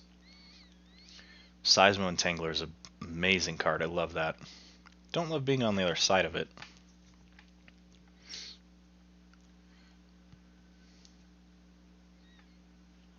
They standardized testing, okay.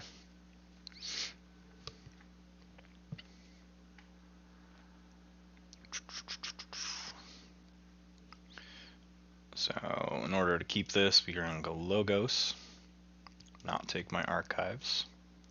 Let's go Mother on the left. Just play the Graft just to get it out there.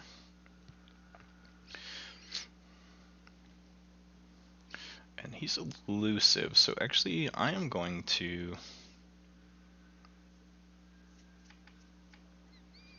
I kind of want to purge him. So I'm going to fight. And fight.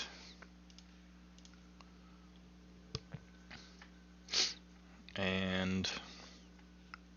what? Why not? Let's go Dodger and Mother. Puts me at 7 to 6. I grab another 6 from my opponent, so I'm at 13. Oh, they're dumping all their Untamed and discard there, so double Full Moon. They're probably going to end up punctuated Equilibrium here, which is going to hurt, because I've got a really good dis line. Yeah, I got really good dis. I hope in the punctuated Equilibrium I draw into my Arise and grab all that dis back. But not going to hold my breath, because that's, if they have punctuated, that's really going to hurt. Triple Nature's Call, then punctuated. Just a really good play.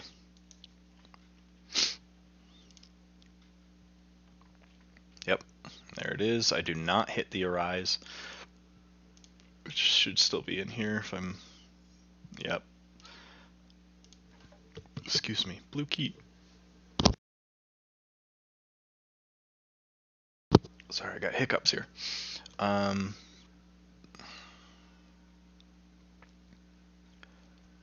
Shadows is going to stall it. I can't fight. They have enough creatures on the board that putting Ember Imp out is going to make them fight once. Let's just go Shadows. Skeleton Key. Another Naughty and Bad Penny. To steal and reap. Puts me at 9 of 6. Still no Arise.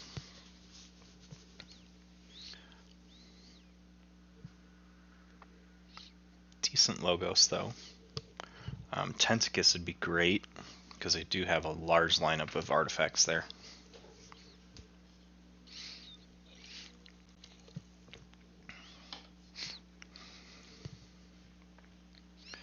They discarded their Pit Lord. Okay. Interesting that they played Streak not on the flank. Weird. Okay, and then it's dumb. So now I get the -1.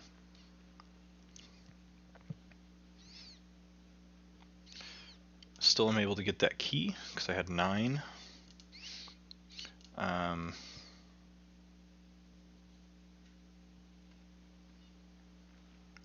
I feel like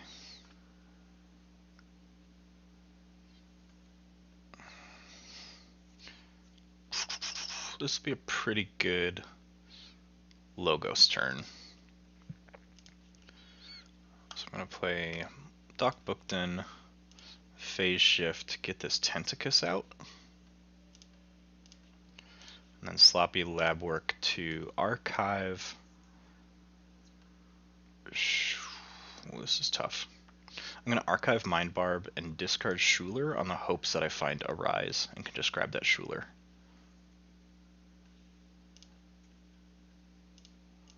Still no Arise. God damn. Bottom 3. Yep. This is what happens when I have a deck that relies on one really good card. I just never see it.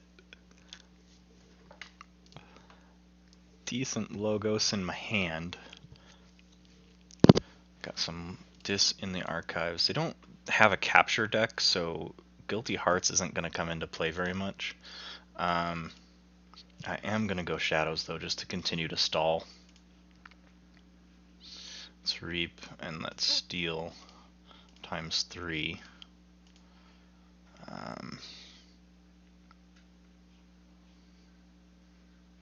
Plus 2 power.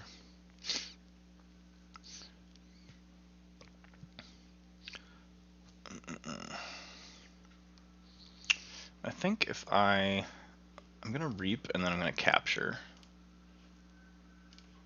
Let's Capture on let's Capture on Dodger. Let's play Customs Office. Yeah, this is my favorite Guilty Hearts deck. It is very consistent, relies on keeping a board, and I don't have a strong board power. So it's a little tricky to keep it going, but I have 2 cards left, and one is my fucking Arise, so I'm just spinning my tires, waiting for my blowout Dis turn to come up, which I'm probably going to be at checkmate before I even get that Arise card. I will probably end up hitting it on the Wild Wormhole here. Excuse me, which is whatever.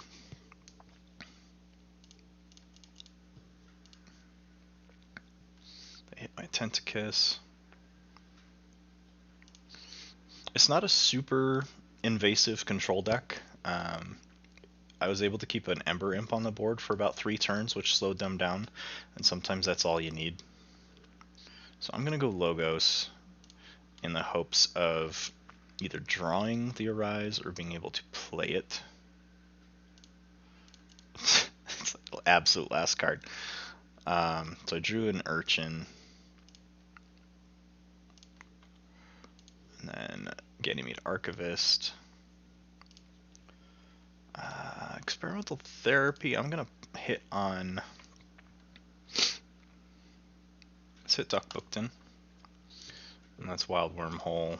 The Arise to grab Disc, because I think that's the most creatures I have. 1, 2, 3, 4, 5, 6. If I pull Logos, I'm going to pull 1, 2. And Shadows is 1, 2, 3.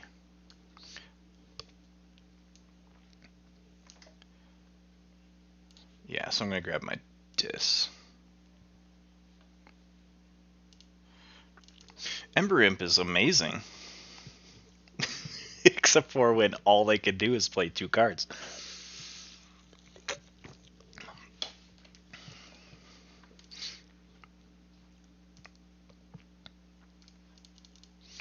Usually I'm pretty cautious about Ember Imp. I try and mulligan for it.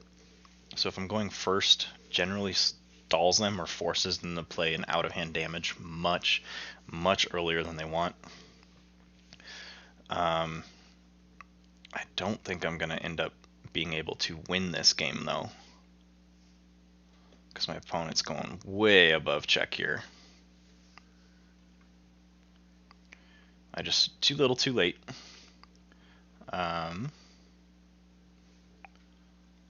let's go with this. Yes to my archive. So I've got 10 discards here. First and foremost, I need to play Schuler. Steal 1. Let's go Ember Imp. Remove that stun. Ember Imp. Just dump everything.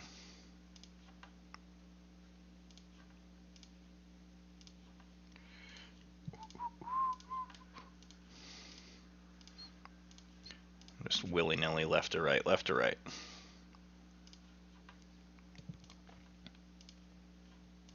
And Guilty Hearts. GG. They got me by a couple actions. So CotA's not doing well, so let's go back to some of my stronger decks, just so I can feel better about myself. I was having fun with Dampier, so let's try Captain of Fungus again. And this is a mass mutation deck.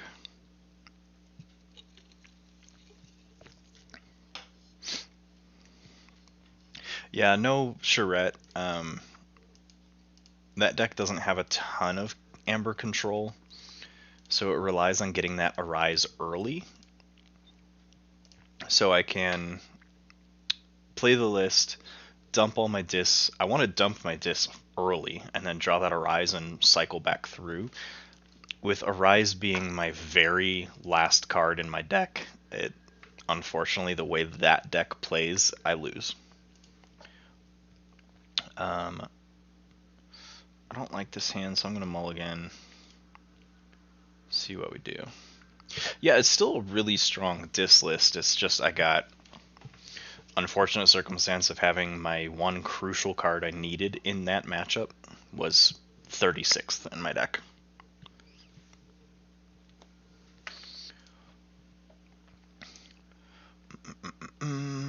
Let's go Logos. Let's drop a Doc Booked in and start slow.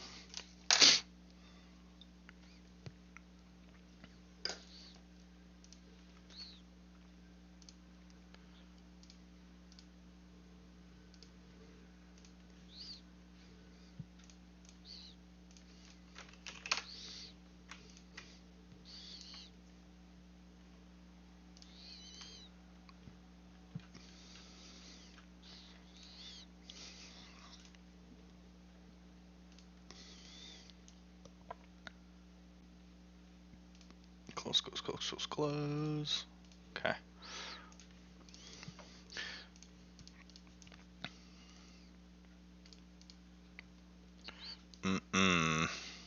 Well, poops. Let's go Shadows, Skeleton Key, Relentless Whispers. This is an awful dishand. I do not want Shrewber this early at all. Like, I can get him on the board, but at what cost? Because I can hit 2 Amber. 3 if I have to put this on another creature, but I really don't want to put Flame Wreath on my opponent's side. Sure, so let's go Dis. I'm actually able to play True Brew outright.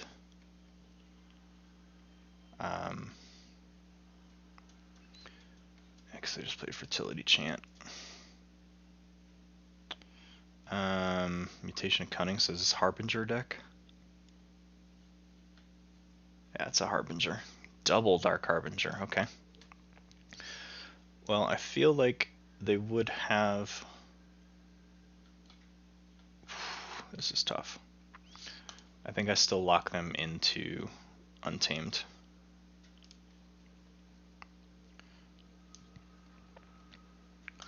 There we go. True Brew, Flame Wreathed. And I'm going to hold this Tendrils of Pain and Hand of Dis, because they are going to forge, so I get the 4 damage next turn.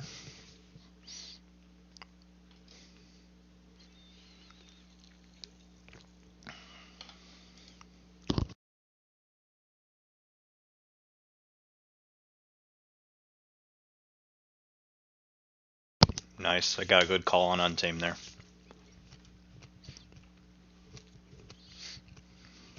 So, we're going to go in the Shadows. Going to Nerve Blast to steal 1. Let's hit Dark Fairy. Ghostly Hand to steal that 1 and gain 2.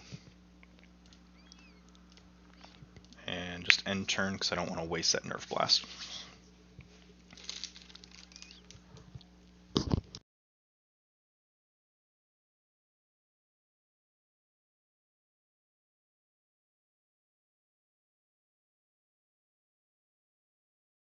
Motherfucker. They archived my Troubadour. Okay.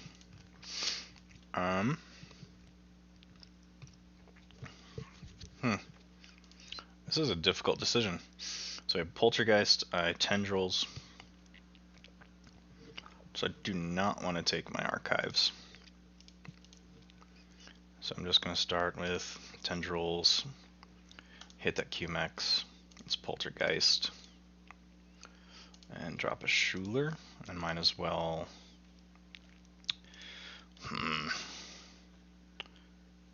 I feel like I need to hold this in case they drop a Dark Harbinger.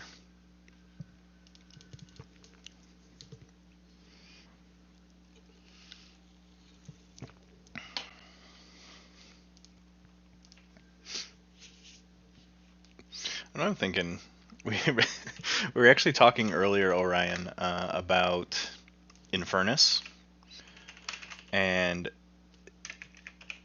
I'm doing a search right now. I'm seeing how many decks have Infernus that also have Arise.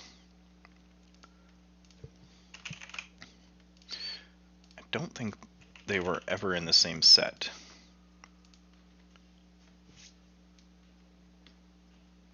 Nope, they are.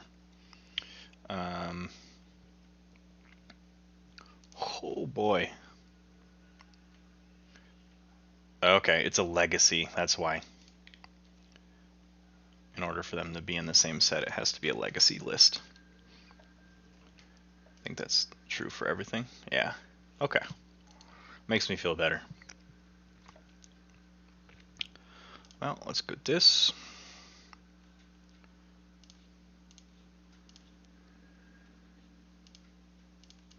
I mean, if you want to stall, I'll stall too. That's fine.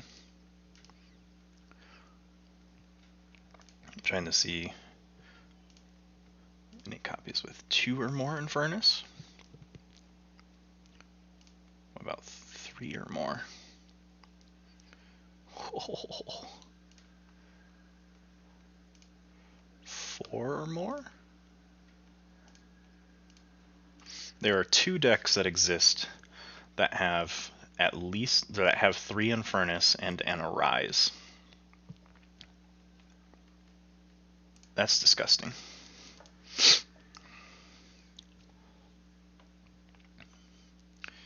Well, let's go Shadows. No to my archives. Nerve Blast.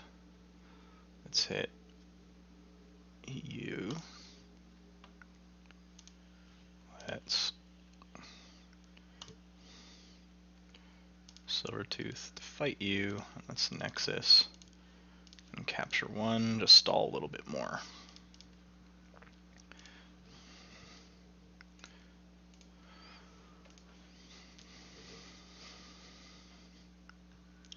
And the one I'm looking at is a Spanish deck.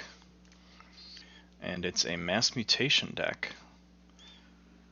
3 Infernus, 2 Dominator Bauble, a Stirring Grave, an Arise.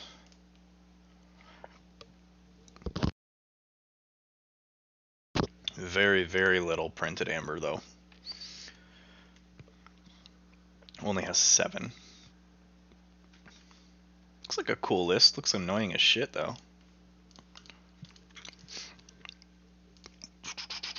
Let's see. There are 2 decks that are currently registered that have 3 Infernus and 1 Arise. The one I was looking at has 3 Infernus, 1 Arise, and 1 Stirring Grave. And 2 Dominator Baubles. So, pretty gross.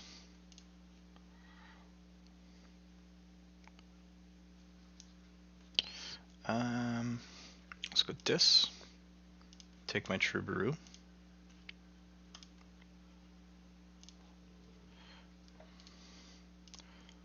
Let's grab my Charette. Dominator Bauble to Reap with Nexus. And do I want to hit my Troubadour? I want to hit their Dark Harbinger actually. Grim Reminder's what, 1 chain or 0 chains, but archive all creatures of a specific house. from your discard pile.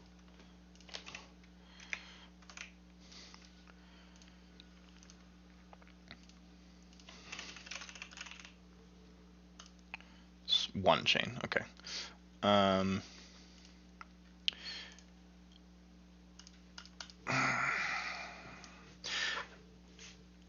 can't universally say yes or no. And I can't universally pick one. I think they both have very different niches. So Arise wants you to grab those creatures and play them in turn. Grim Reminder wants you to set it up and go into the next turn. So I don't think either one's stronger than the other. I think it just depends on what your deck is intending to do.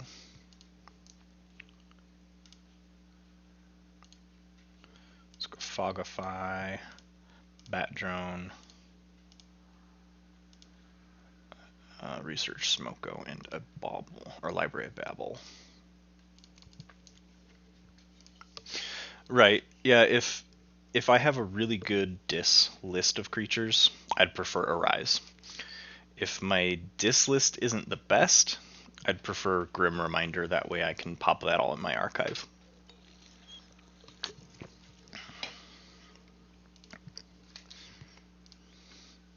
If I have a decent amount of house cheating and can play out of house, like I've got Subject Kirby's or Comm Officer Kirby, to play some artifacts and actions and stuff off turn, then that would change the turn a little bit. Yeah, I think what you brought up brings the best answer, though, that Arise is best when you have a really strong dis list of creatures, and Grim Reminder is better when you don't, when your other houses are stronger.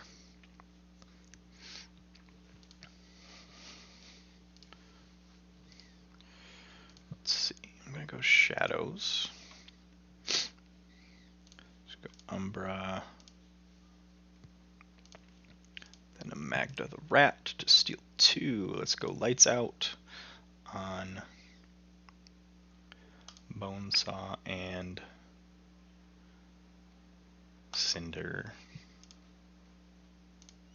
That's Skeleton Key on Smoko.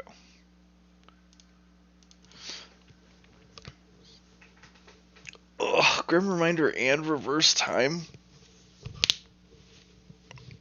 You should bring that deck over so I can show it the power of fire. Reverse Time is one of those cards where I just can't play it properly. I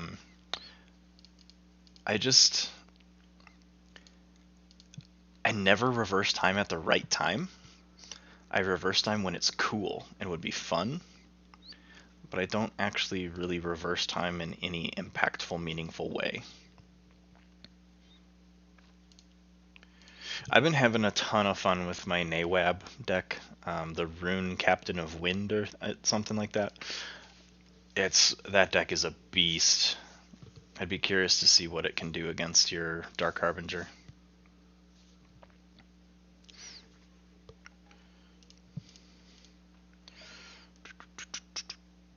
Oh, fuck your Infernus. Fuck your Infernus! What are you hitting? Come on. Probably my Ghostly Hand. Yeah. Well, there goes 3 Ember.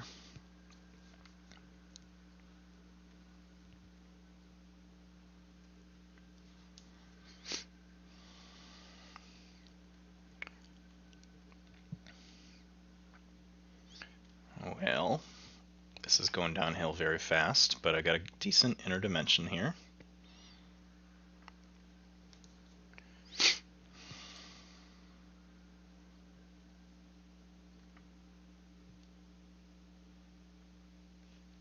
So we are going Logos.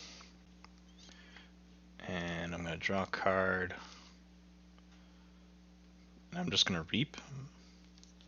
Or am I?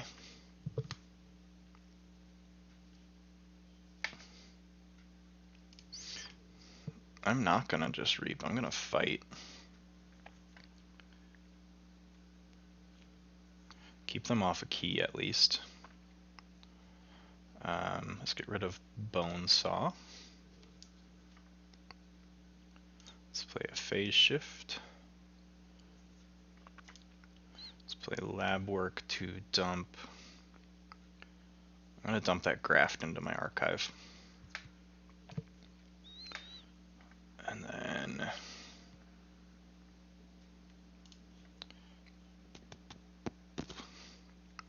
let's reap. And let's start some neutron shark bullshit. So we're going to hit snare at first, because fuck that card. Let's get rid of Bauble. Cool, worked out.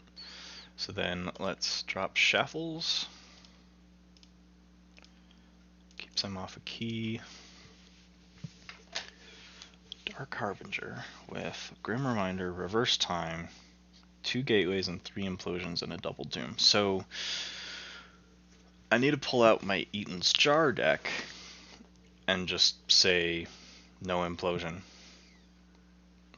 I'm okay with the Gateway because you hurt your board too. Implosion sucks.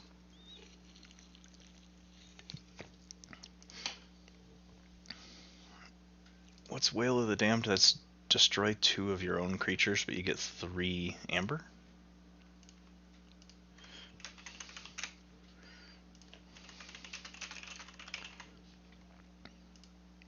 No, destroy a creature with no bonus icons.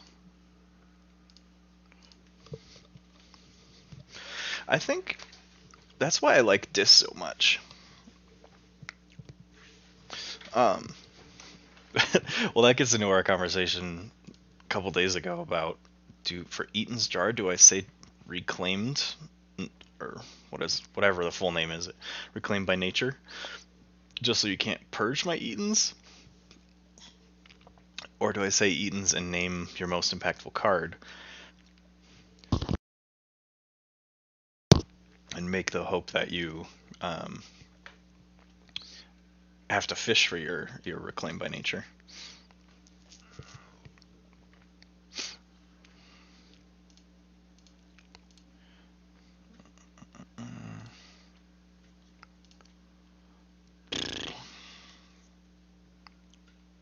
Let's go logos. I'll take my archives. We're just going to graft it because that's probably the best I'm going to get.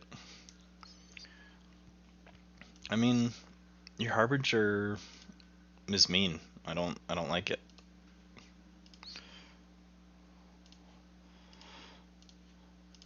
I'm just going to do double Escater right here for 2 amber.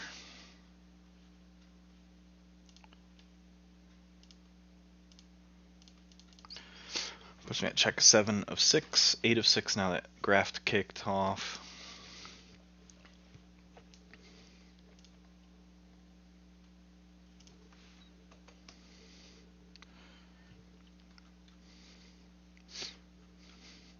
Have I played against that Harbinger deck, or is that one that you opened after we did our like box testing?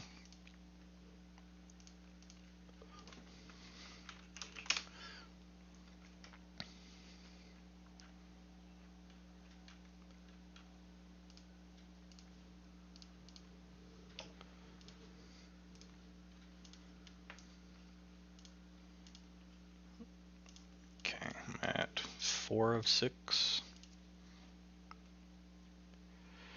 Oh, I didn't. Did I play Graft?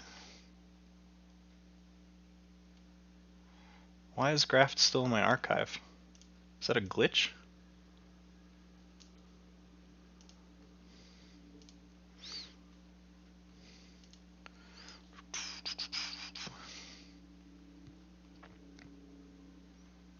Let's go Shadows. I don't know how... How did Graft get back into my archive? No clue. No. They don't have Sanctum, but I get to look at their hand. See what I'm expecting here. So I got a Daughter, Mutation of Instinct, Growth Surge. So they have 0 amber control currently. They can steal 1 from Bat Drone. So I'm fine with that. I'm just going to push. They can steal 2 if they get Magda off the board. Yeah, let's see. I think that's what happened. Because I shuffled and then my Smoko just happened to grab the Graft, which is a really nice pull. But they can steal 1 from fighting with Bat Drone. 2 if they're able to get... They're probably going to Q-Mex into Magda. Yeah. So they kept me off a key for a turn. It's another close game. But I really am surprised at how decently I'm not going to say amazingly, because a lot of these games have been very close. But I really am enjoying how Dampier's performing right now. So it's called Dis. Not take my archives. Because I want to Poltergeist to use Escatera to fight Bat Drone, Snudge,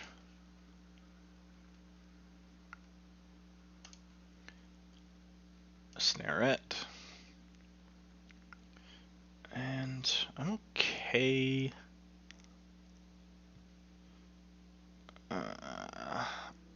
I'm gonna hold that Tendril, so I'm just gonna sit at 6.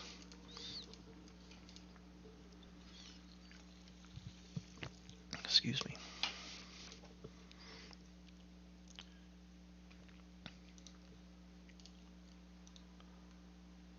Oh, it won't let me copy the link. Alright, well, I'm just gonna pull it over here.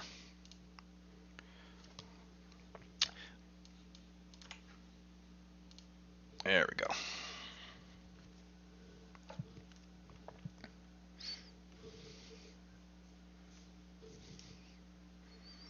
$15 printed amber. Dance of Doom and Double Doom, that's great. Yeah, that Dis House is built completely for board control. And you got a Kerzap, which actually have an okay amount of mutants.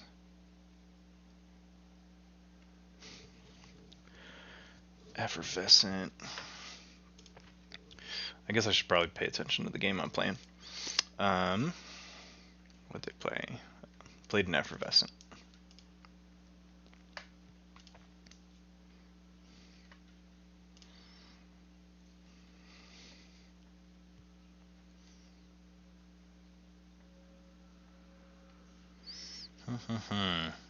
Reap and some kills. Or I can go Shadows and get 2 Ember anyway. Let's go Shadows. So let's play Nexus.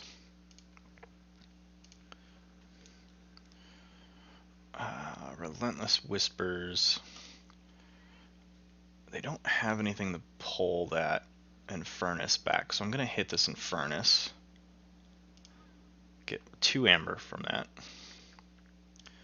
I'm going to Lights Out. Quickzone Cronus. Leave Q-Mex out there. Then Reap. And capture 1 on Nexus. Puts me at 8 of 6. Cool. I might have to take this deck out of retirement. It's a fun, casual, like, upper casual. It's strong, but it's not game-breaking.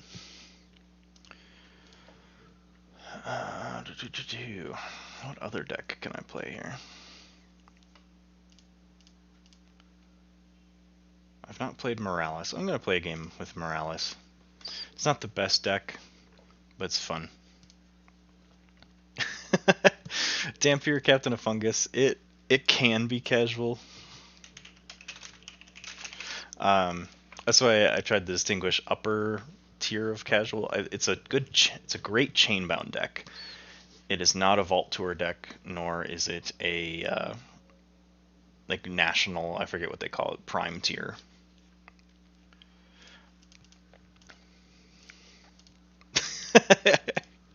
You're just jealous because you don't have any decks with Urchins.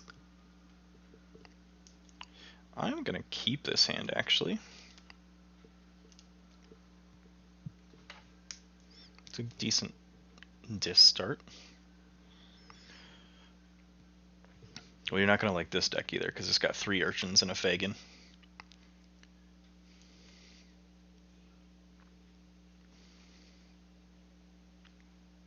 I actually think both of my Fagin decks have the same houses as Disc Sanctum Shadows. This one has an epic quest in it. Has a decent amount of knights. I think I have 4 or 5. I think I have 5, but one's the Terror. So that doesn't really help. Hit that. Let's Charette, Toxin, and have them discard a random card. They lose their Spike Trap.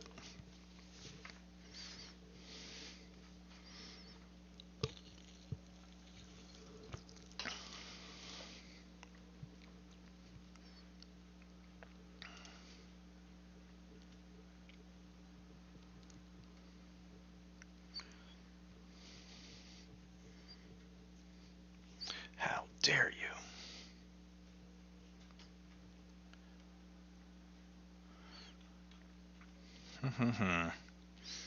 Okay. Let's go Sanctum, because my shadows are going to be useless for now. Let's go Bulwark, and then Staunch Knight, and then let's inspire Staunch Knight to fight.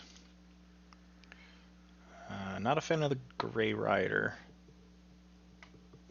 but let's get that Amber back first. And 6 hands of Shadow.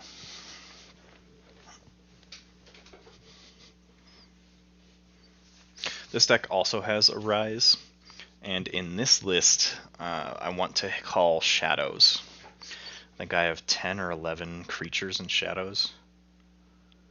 Got 11, because I only have a Nerf Blast.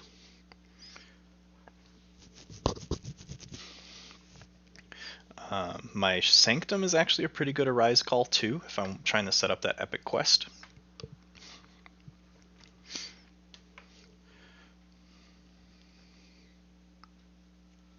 I think this list has 21 creatures, so it doesn't have a problem keeping the board populated. It's a matter of whether or not the creatures stick long enough to be relevant.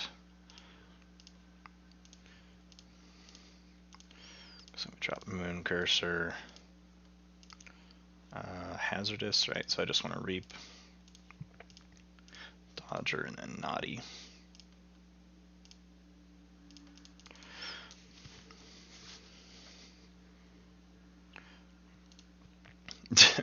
It just gets wiped out by a Dark Wave. Okay.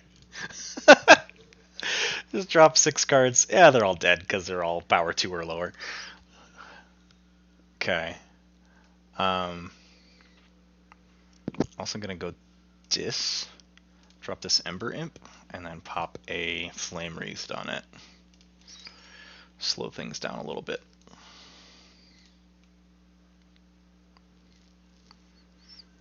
Because now anyone that attacks it is going to take 6 damage. 2 before fight and 4 from fight.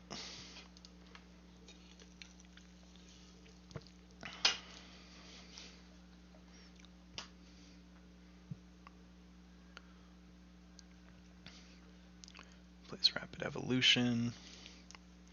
Good old +5.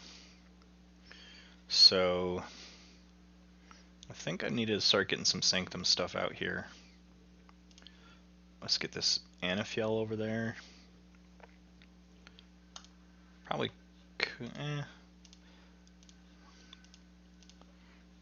Let's play Terms of Redress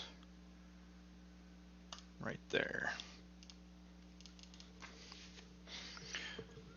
So I need to do 7 damage on the second attack to kill it, which I'm not a huge fan of. But I did draw in the Shield of Justice, so I could deal with this Mastermindy. Which I'm going to have to because they're using it pretty effectively here.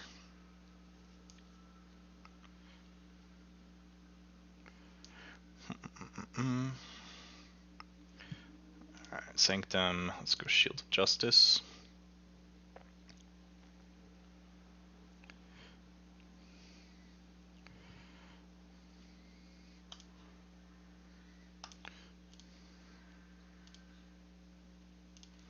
Just get you out of there.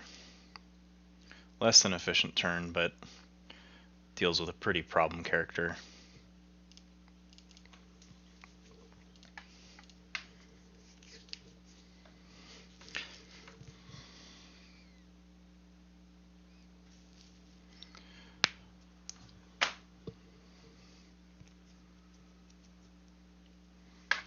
So I do have 7 Sanctum creatures as I'm looking at the list here. I've got Anafiel, Bulwark, Remiel, Sequus, Zakiel, and 2 Knights.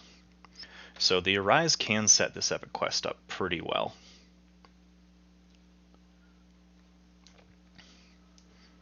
Problem is getting all 7 of them in the discard at the time that I play Arise.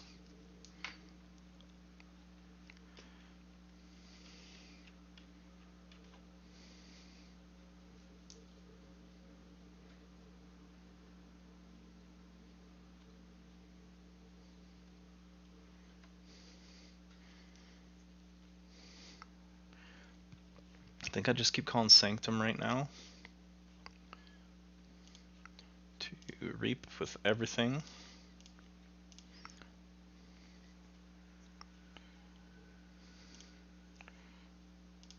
I'm going to play Zakiel to the left to have this Dodger fight and take out that Vmos.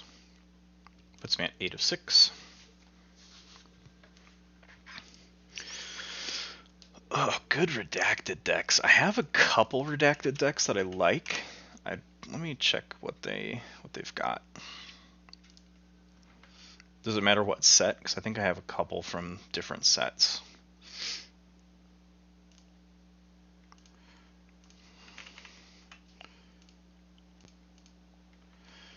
I know I've got that double redacted deck that I listed. That's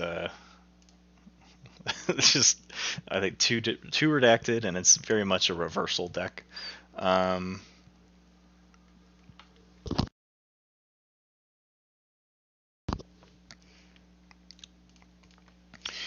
see.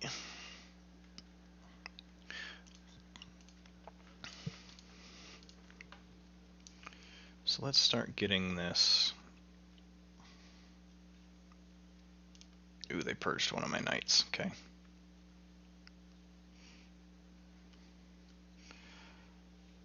Let's stay with Sanctum.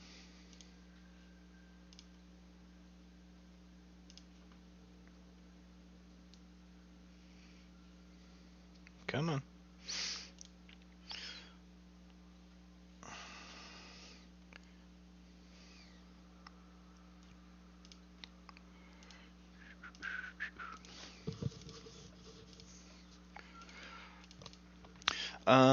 I don't have anything that's competitive by nature.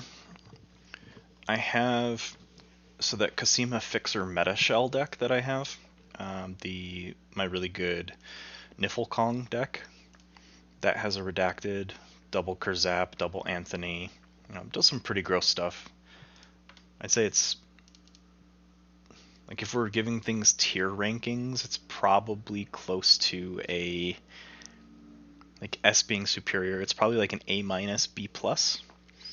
Then I also have one from Age of Ascension. That's a redacted deck that can be fairly quick. I'll link that one in a second. It's got a key charge and some other fun stuff, but it's not amazing. Let's go Shadows. Bad Penny. Oh yeah, giving your opponent any type of key cheat in reversal is a bad idea. Unless it's Key to Darkness. Come on, let me play the creature. To the right.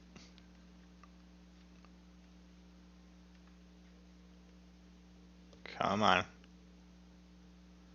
Come on.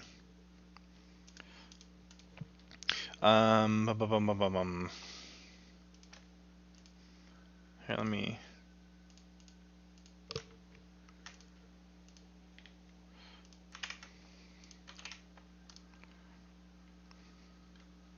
There's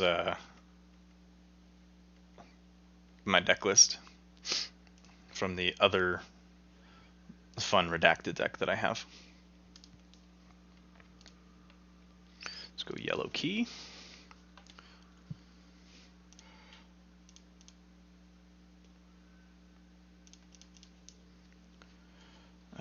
Let's go... Let's go shadows. I don't want to tap into a rise just yet.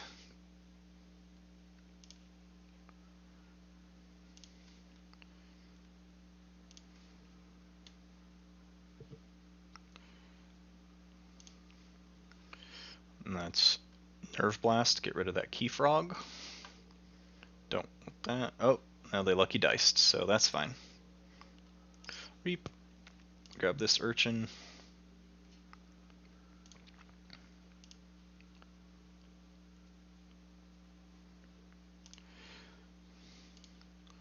Puts me at checkmate 6-6.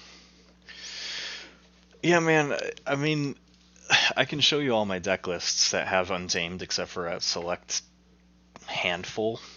My Untamed lists are bad. My Latesmith of Belberg deck is an amazing Untamed list. Missing a key cheat generally isn't too bad without a key cheat because I can keep pace fast enough. But like the Untamed list on the one I just linked, that's my average Untamed list.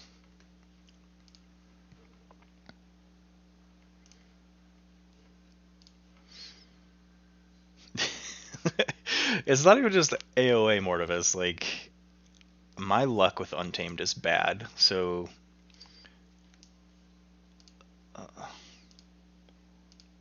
yeah.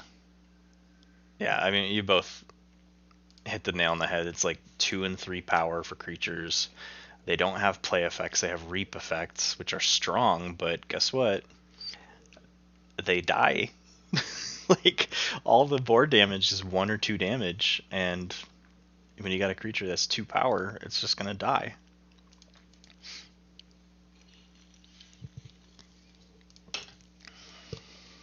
Alright, they're gonna get a Key Frog off here.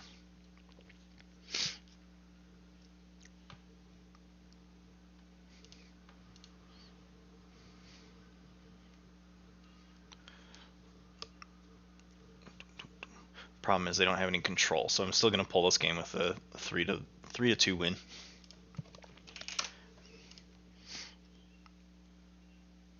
And they said thank you. Look, everyone's so nice today. I will say I've had, I want to say probably about 95% of my games on Crucible Online, my opponents are really good. They're really kind. They're not assholes. So people are worried about that for online play. Don't make it a concern. There's always going to be a bad egg here and there, but as a whole, people playing online just want to grind out games and be done with it. I am playing Latesmith of Belberg now, tapping into some more Amber Rush. It's a rough starting hand, so I'm going to mulligan it. Guess I'm going Untamed again.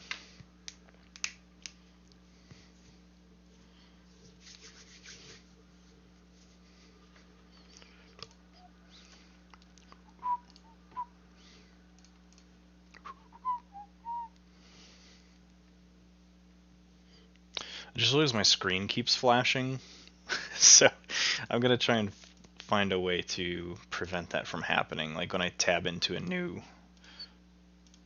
Chrome window, it just flashes my desktop real quick, which I don't care, but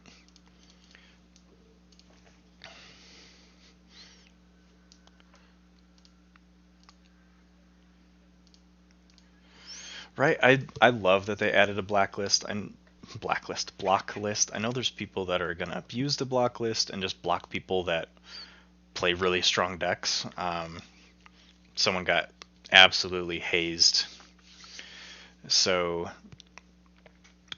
they just got absolutely annihilated because they blocklisted people that were playing super strong decks they couldn't beat.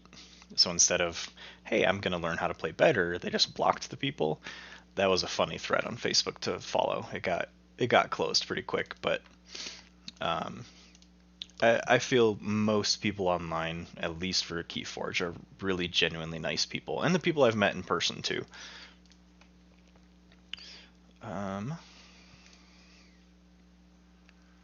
Let's go Untamed.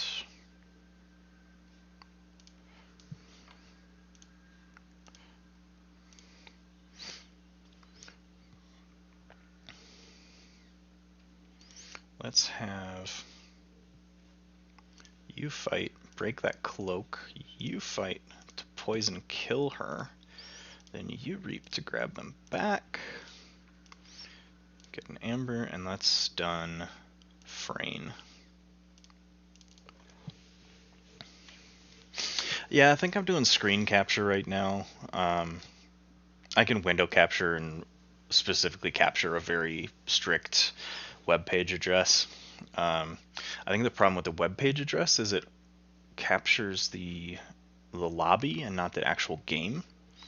So I think if I just do Chrome window capture, it'll solve it. I just don't want to do it in the middle of the game. I always forget about it, and then when I'm streaming, I'm like, oh shit, that's my desktop. You can see all the programs I have.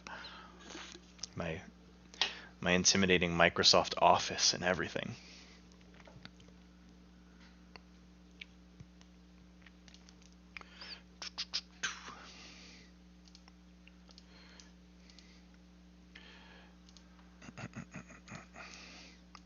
Yeah, I saw that line of I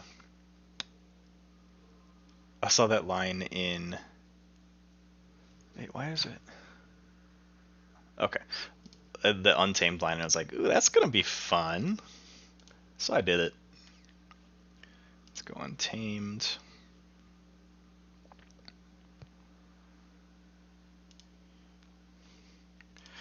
Reap. Reap. Let's get rid of.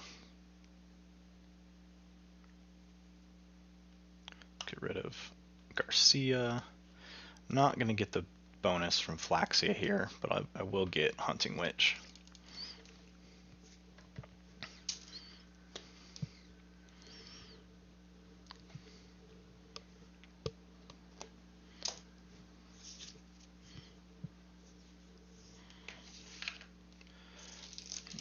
Ignore the sound real quick. I'm pulling some wax paper off my desk. I was doing some miniatures painting, and now I've got cinnamon streusel crumble all over it.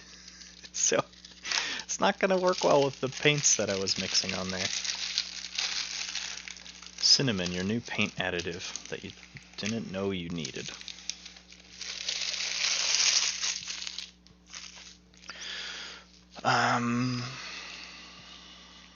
Man.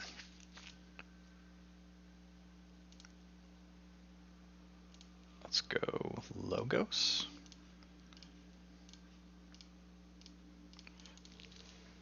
Yeah. Oh, great minds think alike, right, guys? Yeah, it's I've been having a lot of fun just jumping back into tabletop RPGs. So my desk has become a painting center, and got a whole bunch of cool new stuff planned for some campaigns that I'm going to build. So it's me nerding out in a non-Keyforge way. Imagine that.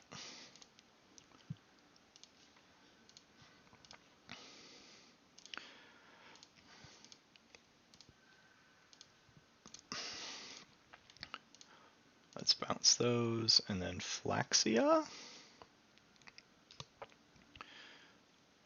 It's ultimately not going to matter.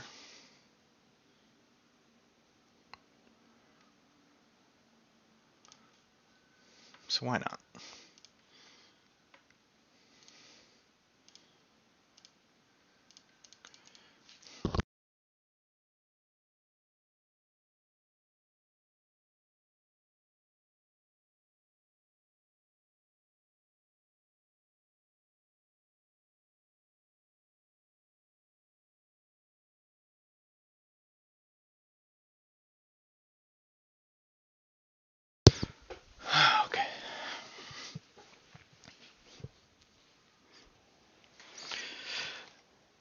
So that's kind of what I've been dancing with myself about. Like, I love buying new miniatures. I love seeing how cool these new sets are and how much detail and how I can paint them. I mean, as you can see behind me, my giant wall of games. I've got tons of miniatures games in there. I've got like Zombicide, which tons of great zombie miniatures. I'm trying to look at everything else. Um, Chaos in the Old World. So if you need some Warhammer miniatures, Chaos in the Old World has a ton of miniatures for those. I've got level 7 Protocol, or yeah, level 7 Escape, sorry. That's kind of some like sci-fi horror theme stuff, as well as Fireteam Zero.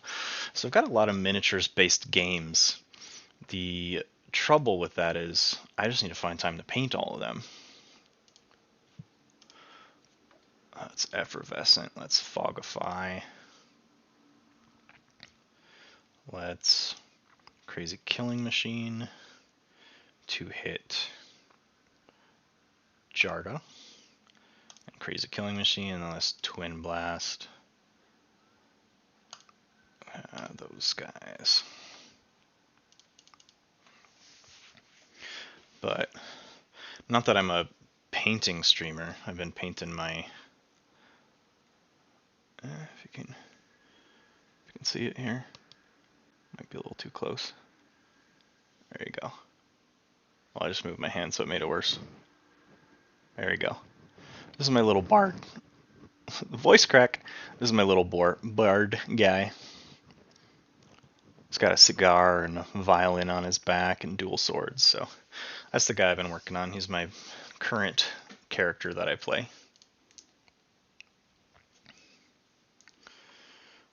Let's stay untamed.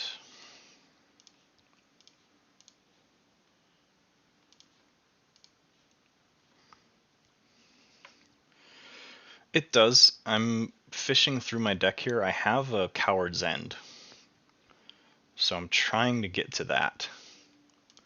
But I'm able to still push myself in the check here.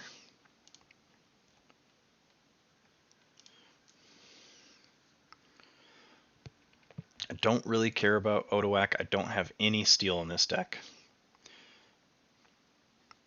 But yeah, this Censor Chief Garcia, and I've got some issues to deal with. I'll probably be dropping this Heeb the Huge, followed by Relentless Assault, just to do some clearing. Because Shrix is going to be an issue, so I do need to try and kill her. But there's a taunt there.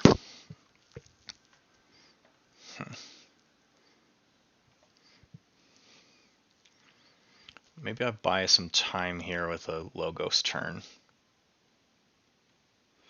Because I'm okay with them getting 1 key right now. But Colosseum's going to be rough too. So, did they play 3 or more creatures? Played Garcia, Misery Exploit, nope. So I can't steal with Life Web. This is one of the most fucking frustrating card in the game. Because your opponent's like, oh, I played 2 creatures. Cool, Life Web doesn't work. I played 1 creature and used 5. Cool, Life Web doesn't work. I'm going Logos. Let's grab that Time Traveler. Play Time Traveler. Yeah, it's just looking at that card, I'm just like, fuck this. It's so bad. Let's go Library. And then Twin Bolt. Let's hit Frayne and then get that ward off. And that puts me at 11 of 8. 11 of 6 now. Still no Coward's End. Because I shuffled because of my Time Traveler.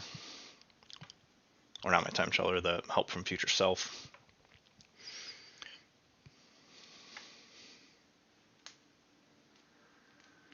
So they played Kirby, they played a Golden Spiral.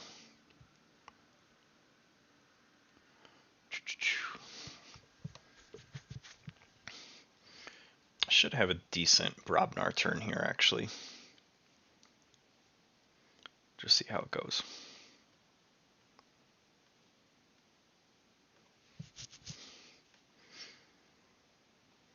Let's forge the yellow key.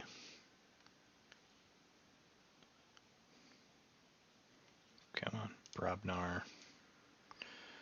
So let's start with Heeb the Huge.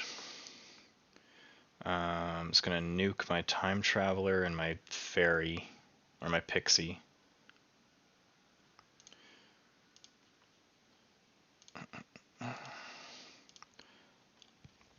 Doesn't kill really anything on their board. But let's start with Heeb the Huge. Then go Flaxia, then Murmook. Heeb the Huge is going to hit something that'll help it survive. So let's hit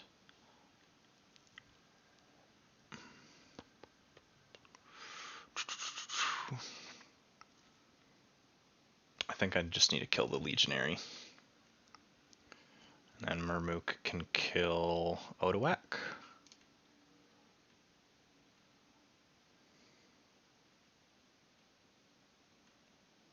I'll just play Smith for an Amber.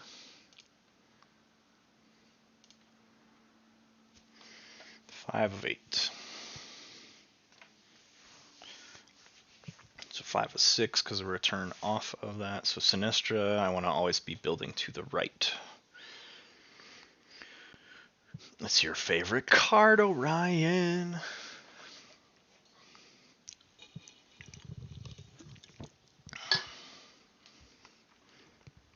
Help from Future Self and Time Traveler. They really don't want that combo going.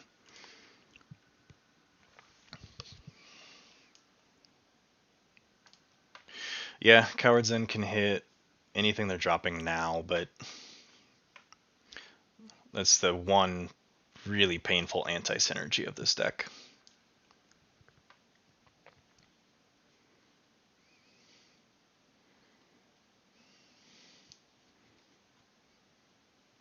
They did play 3 creatures, though. Adarome, Sinistra, and Infernus, so Lifeweb is online. I think I can buy time and go Brobnar.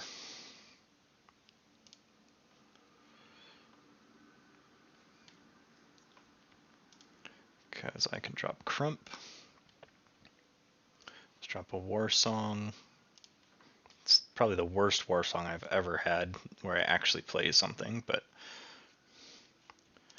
let's fight with Crump to take out Shrix. Or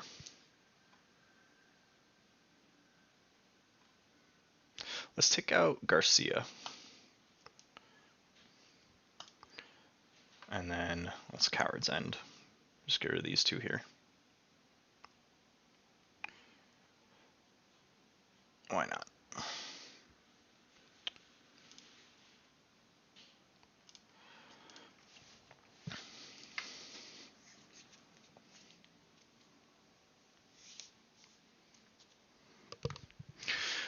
Yeah, the unfortunate part about that anti-synergy is if I play Heeb the Huge before Coward's End is pretty useless. I mean, that's why I was stalling playing Brobnar for a long time, is because I want that Coward's End first, and then Heeb the Huge to finish things up. Colosseum's at 4 of 6. So I need to get to this last key. But I am drawing like absolute trash. And they're at 8.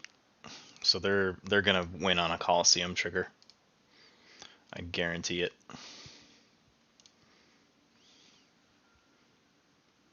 Played Paraguardian. Lots of chance of hubris, yeah.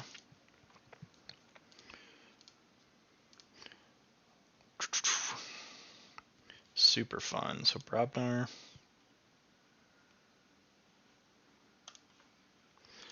Play 1 card.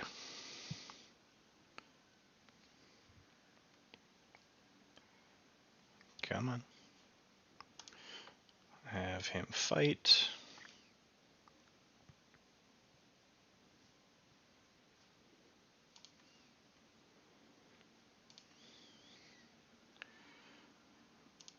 He's going to heal 2, steal 1. They get the key, and then they just have to kill my Rogue Ogre.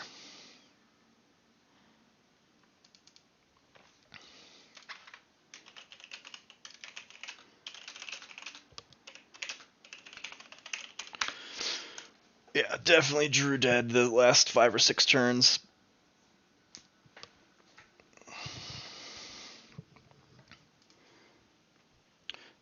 So if they kill him with Malice on, they just win. Oh no, they gotta get current cost, so 2 amber short.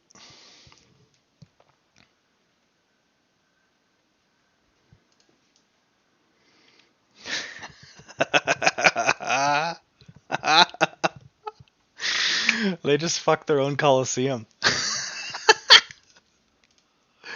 Oh my god. Okay. I'm sorry. I laugh because I've done that before. I always forget that Coliseum requires current cost. You still have to pay for it.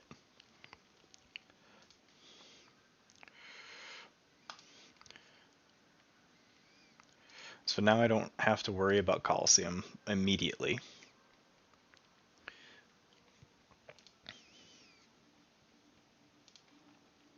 It is really sad. I've done that before. It feels really bad because you click it to use it and you're like, wait, where's my key? Oh, fuck. So I feel for him. Stealth mode, so I can't play any actions. So that takes my life web off, or my effervescent. So they're just going to beat me on straight keys. I got nothing. They locked out my control with the stealth mode, so I got time for one more. If I can stop having hiccups here. Let's go.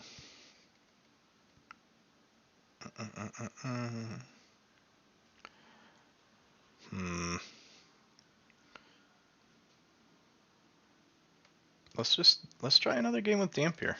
Let's see how the Captain of Fungus keeps going. And my lag is ridiculous. Give me just a second. I'm gonna see what I can do here.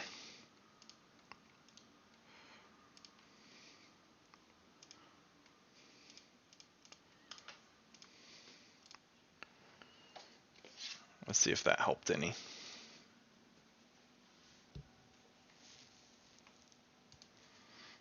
I do not have Sanctum.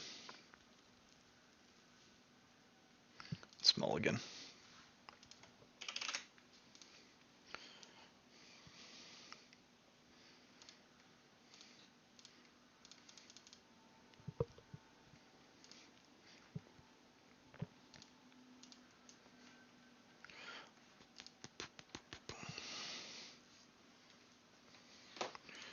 Untamed, Cephaloist, Mushroom, Double Cephaloist, Key Frog.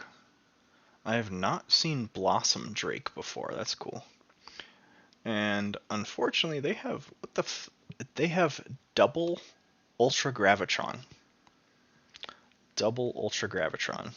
Okay. So let's go Shadows. Let's Relentless Whispers the Ghost Hawk. Let's bounce the Cephaloist. I know it's going to give them a card draw, but come on. They do have a Gravitron play right now with another piece of it. That's disgusting.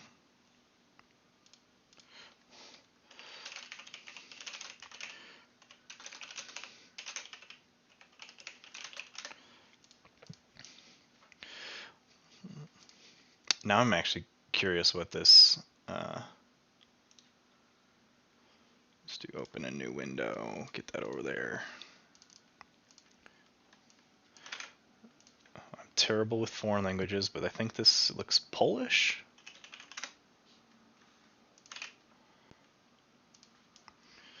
Yeah, it's scored way up there. 72 SAS, only -1 anti-synergy. which is because they have Savage Clash with a really high creature count of 21. So we're going to have to go Logos here. So let's Neutron Shark that fucker. And then hit Neutron Shark himself. Let's drop a Nexus. And I don't want to hold this Graft all game, so I'm just going to play it for some Amber right now. I haven't been having any good luck with Graft today or really ever, so we'll see what happens. I am planning on kind of making my Saturdays a little progressive tier, so next week I'm probably going to play AOA only, then Worlds Collide only, then Mass Mutation only. I might skip the Mass Mutation only because I did that for a while, so I might just start trying just doing online sealed queues. Try and mix it up between playing what I already have versus what I want to test. So it looks like they're dropping a big Logos turn here, trying to get that other Gravitron out. Couldn't do it. Let's go Logos.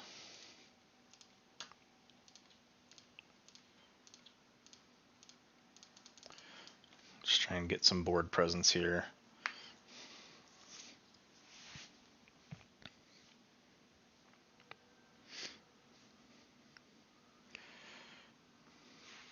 Yeah, what I'm doing, like, I'm not taking notes right now, but I'm going to, after the stream is over, reflect on successes and failures. Like, Captain of Fungus actually is really surprising me what it's doing.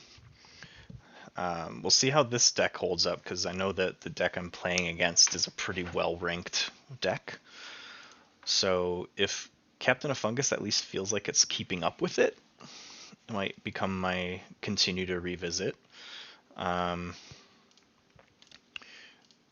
to make a note of, like, from my favorite decks from each set, which ones are still performing well, and trying to come up with at least a top 5 or top 6 across all 4 sets.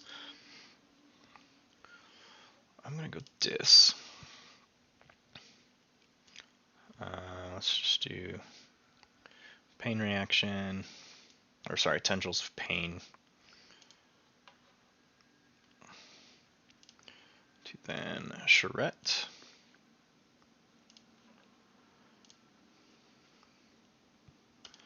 And let's put Hazardous on Charette. I'm going to drop the Shaffles. I know it's less than ideal to have 3 and drop Charette and Shaffles.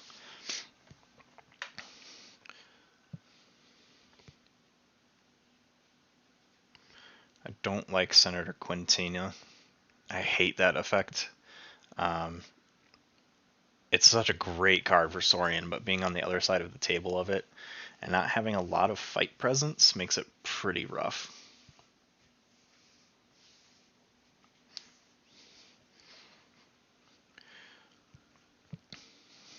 I'm tempted to use Shadows just to use this mushroom to heal my creatures. There's the other Gravitron. And I do not want to bounce that. That would be a terrible use of Snudge.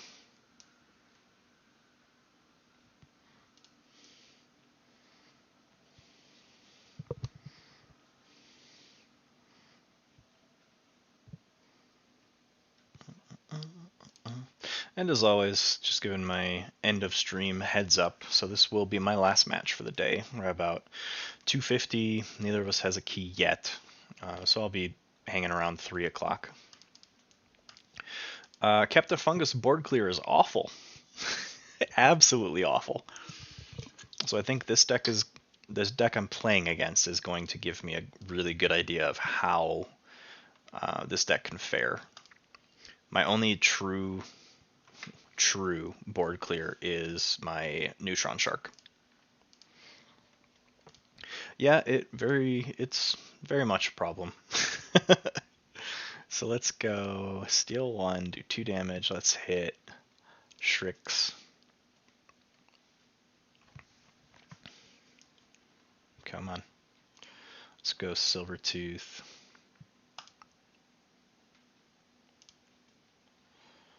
Let's reap.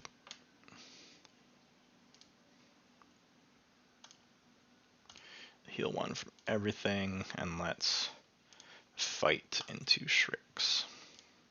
Check at 7.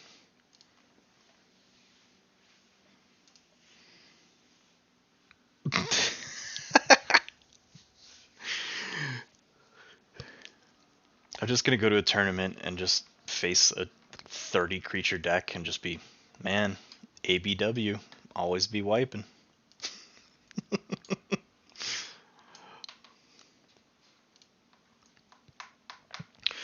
My huge worry here is this Gravitron is gonna start doing work and picking my board apart.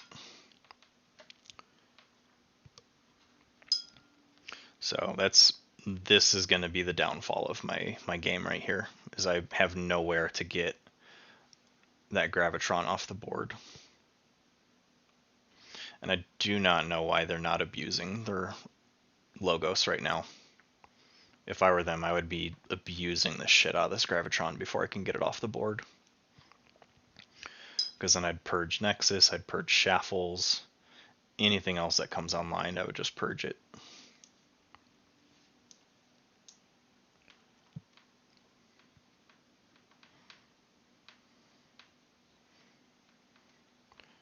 They're going to give me Cornison. Let's go Logos. Draw a card.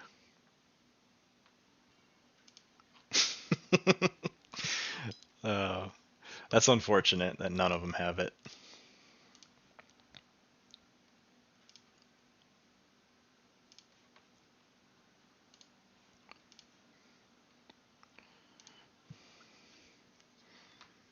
Let's go that onto...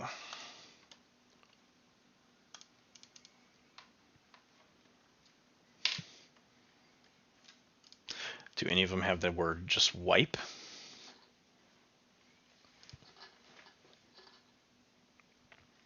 I wonder if there were any in like the first print cycle with the forbidden names.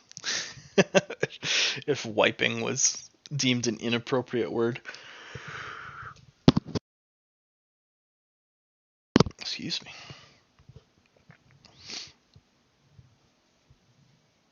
Yeah, I wonder if they deemed wipe a potentially dangerous word to have in deck names. So they might have just said, nope.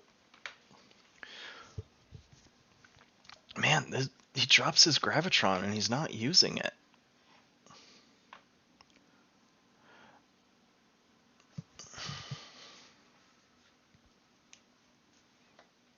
So gets the other Gravitron in his hand. Because Resurgence is dumb with gigantic creatures.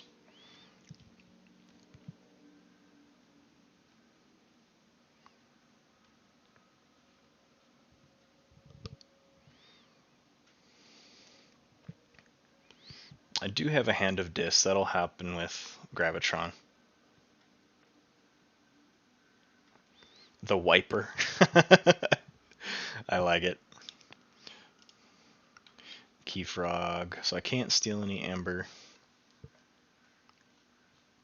And if I reap, I exalt it, and I give them Amber.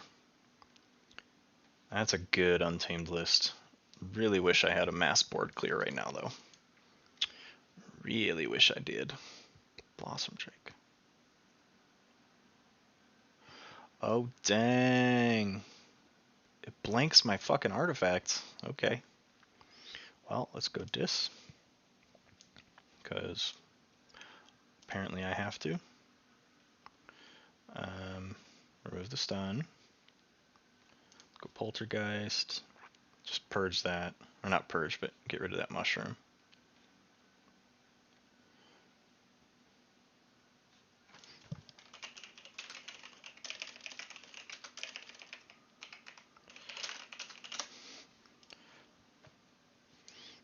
Man, this lag right now is awful. Let's hit the mushroom. It's Hand of Disc Gravitron. And a Snudge.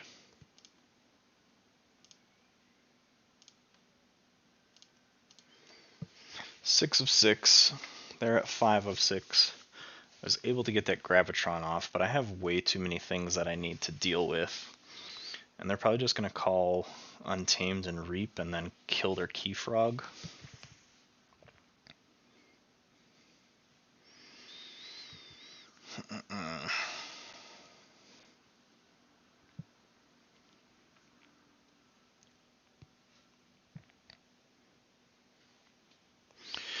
Yeah, it's not a blatant like Reap lockout deck, but their deck very much makes it less than ideal for you to Reap because you're exalting your creatures, you're giving them Amber for Reaping, and then they have some pretty great ways to keep your board small, like double Gravitron. If I'm just gonna come out and say it, why the fuck is this guy not using his Gravitrons? It just sat there and did nothing for 3 turns. I don't understand. They probably have their own reasons, but it goes back to what I was saying at the beginning of the game. Like, if you've got a full hand of creatures and just great cards you want to play, but your board state is working, just abuse the shit out of your board state. If they had spent 3 to 4 turns using Gravitron, I'd have no...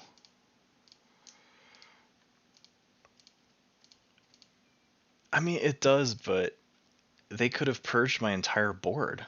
Like, if you look at my deck list, I've got, I think, 13 creatures. You purge half of those, my deck is shut down, and then you just have free reign to 3 keys. So, I don't know.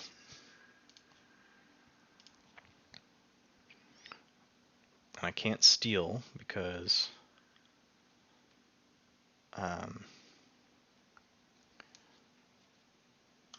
I'm going to force them to forge a key now so they can't double forge.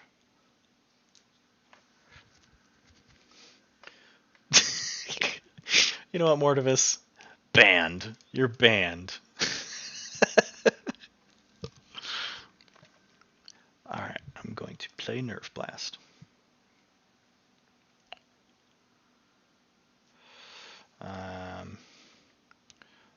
Let's play that. Let's have...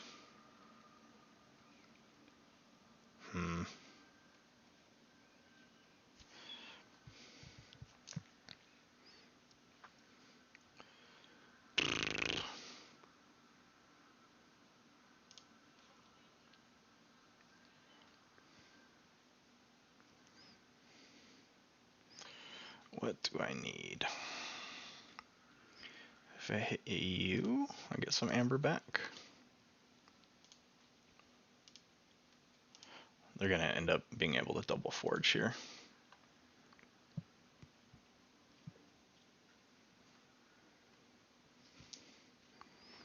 But I think I need to do some suboptimal fighting just to start keeping this board under control a little bit.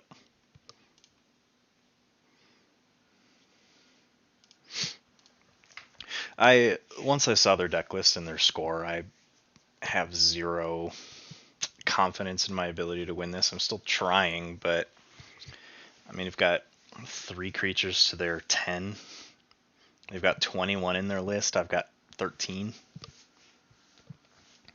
So they're always going to maintain board presence. They're always going to maintain tempo. And we know me. I am not lucky with card draw. So they're just going to reap, fight for that second key. They got 4 more reaps. No, they're going to fight me. Okay.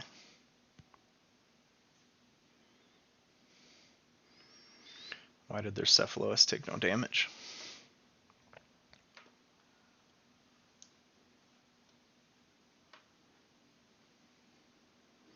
Did that Cephalotus have a ward on it?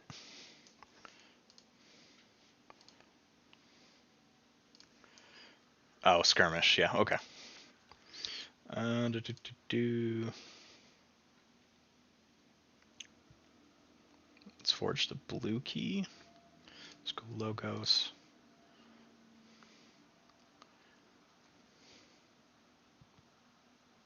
Let's get that Drake out of the way.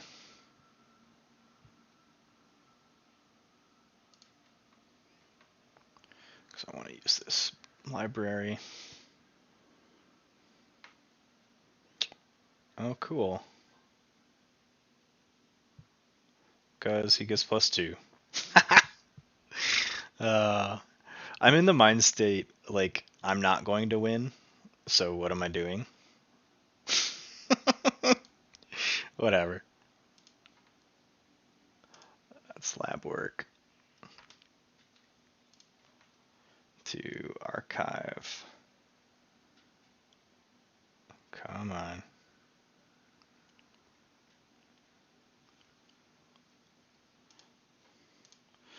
I'm so far behind. I know this deck. There's no scraping it back from the gutter. If I lose tempo, I lose the game, which is why I stopped playing this when Age of Ascension came out. I mean, you can tell by the board, a Neutron Shark would not have helped this. I think all day my Neutron Shark maybe triggered twice in one turn instead of most of the time was just hitting once. Because somehow even with a full hand of Logos, I was still discarding the Logos card. But the double Gravitron, it's such a good card, and I have 2 of them in a list that has a very good Untamed house too. There's not much you can do. If this deck wasn't in Polish, I'd be like, hey, you wanna trade? I mean, I can keep him off a key for a turn, maybe 2. So might as well try it. So let's first go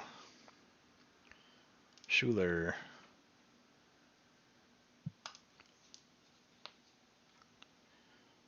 I know I can't steal.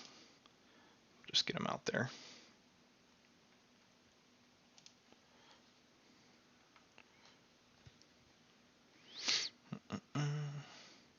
God, this lag is so bad. It's my duty to make this as inconvenient as possible. Shred to the right. I don't want to play Bauble because that's going to give Blossom Drake an extra power. But what do they have? 1, 2, 3. Let's make you play Logos. And let's discard.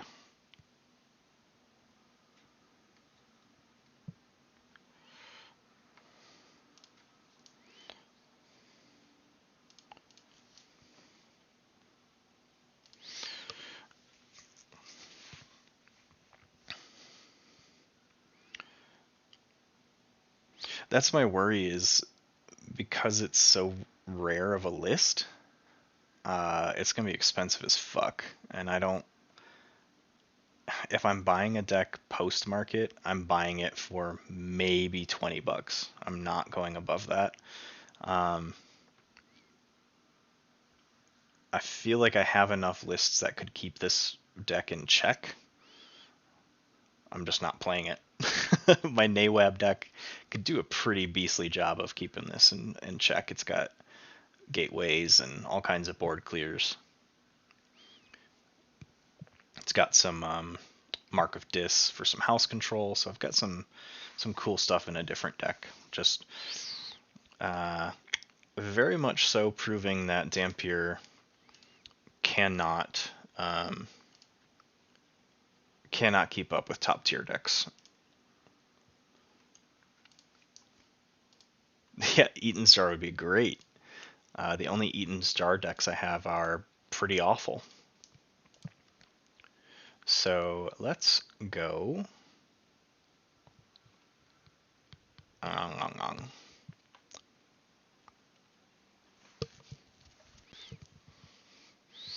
I can't steal anything because of the double Cephaloist.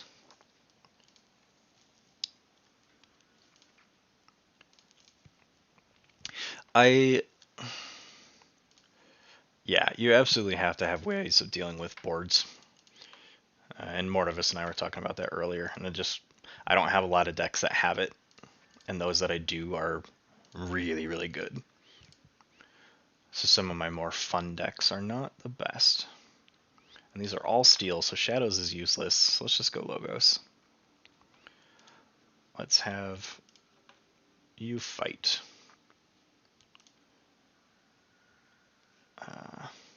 Use, draw a card. Let's graft. Doc booked in.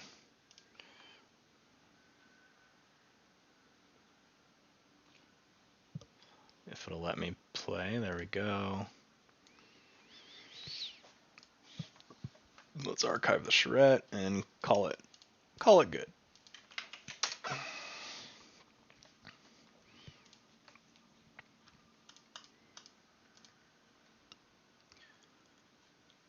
Ugh.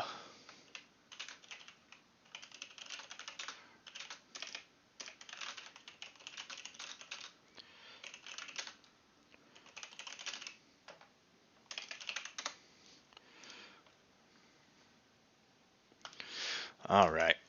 So that being said, just a couple minutes after 3, right around where I wanted to call it quits. Got a whole lot of other shit to do today, so I don't want to keep going. I will be back tomorrow streaming for a little bit. Probably some Assassin's Creed just for shits and giggles. Waiting for another game that I'm super excited for to come back. Probably be a couple more weeks, but that new game Predecessor will probably be most of my Sundays from here on out. Saturdays will remain Keyforge from noon to 3. And I'm working on some non-stream, more content video versus live play. So keep an eye out for that. Probably be coming out in the next probably 2 weeks. Give me some time to work on it and polish it up. But without further ado, thank you to new follower, new assimilator today, non-basic goose, and Mortivis and Orion, as always, thanks for hanging out. I will catch you all either tomorrow or next Saturday. Take care.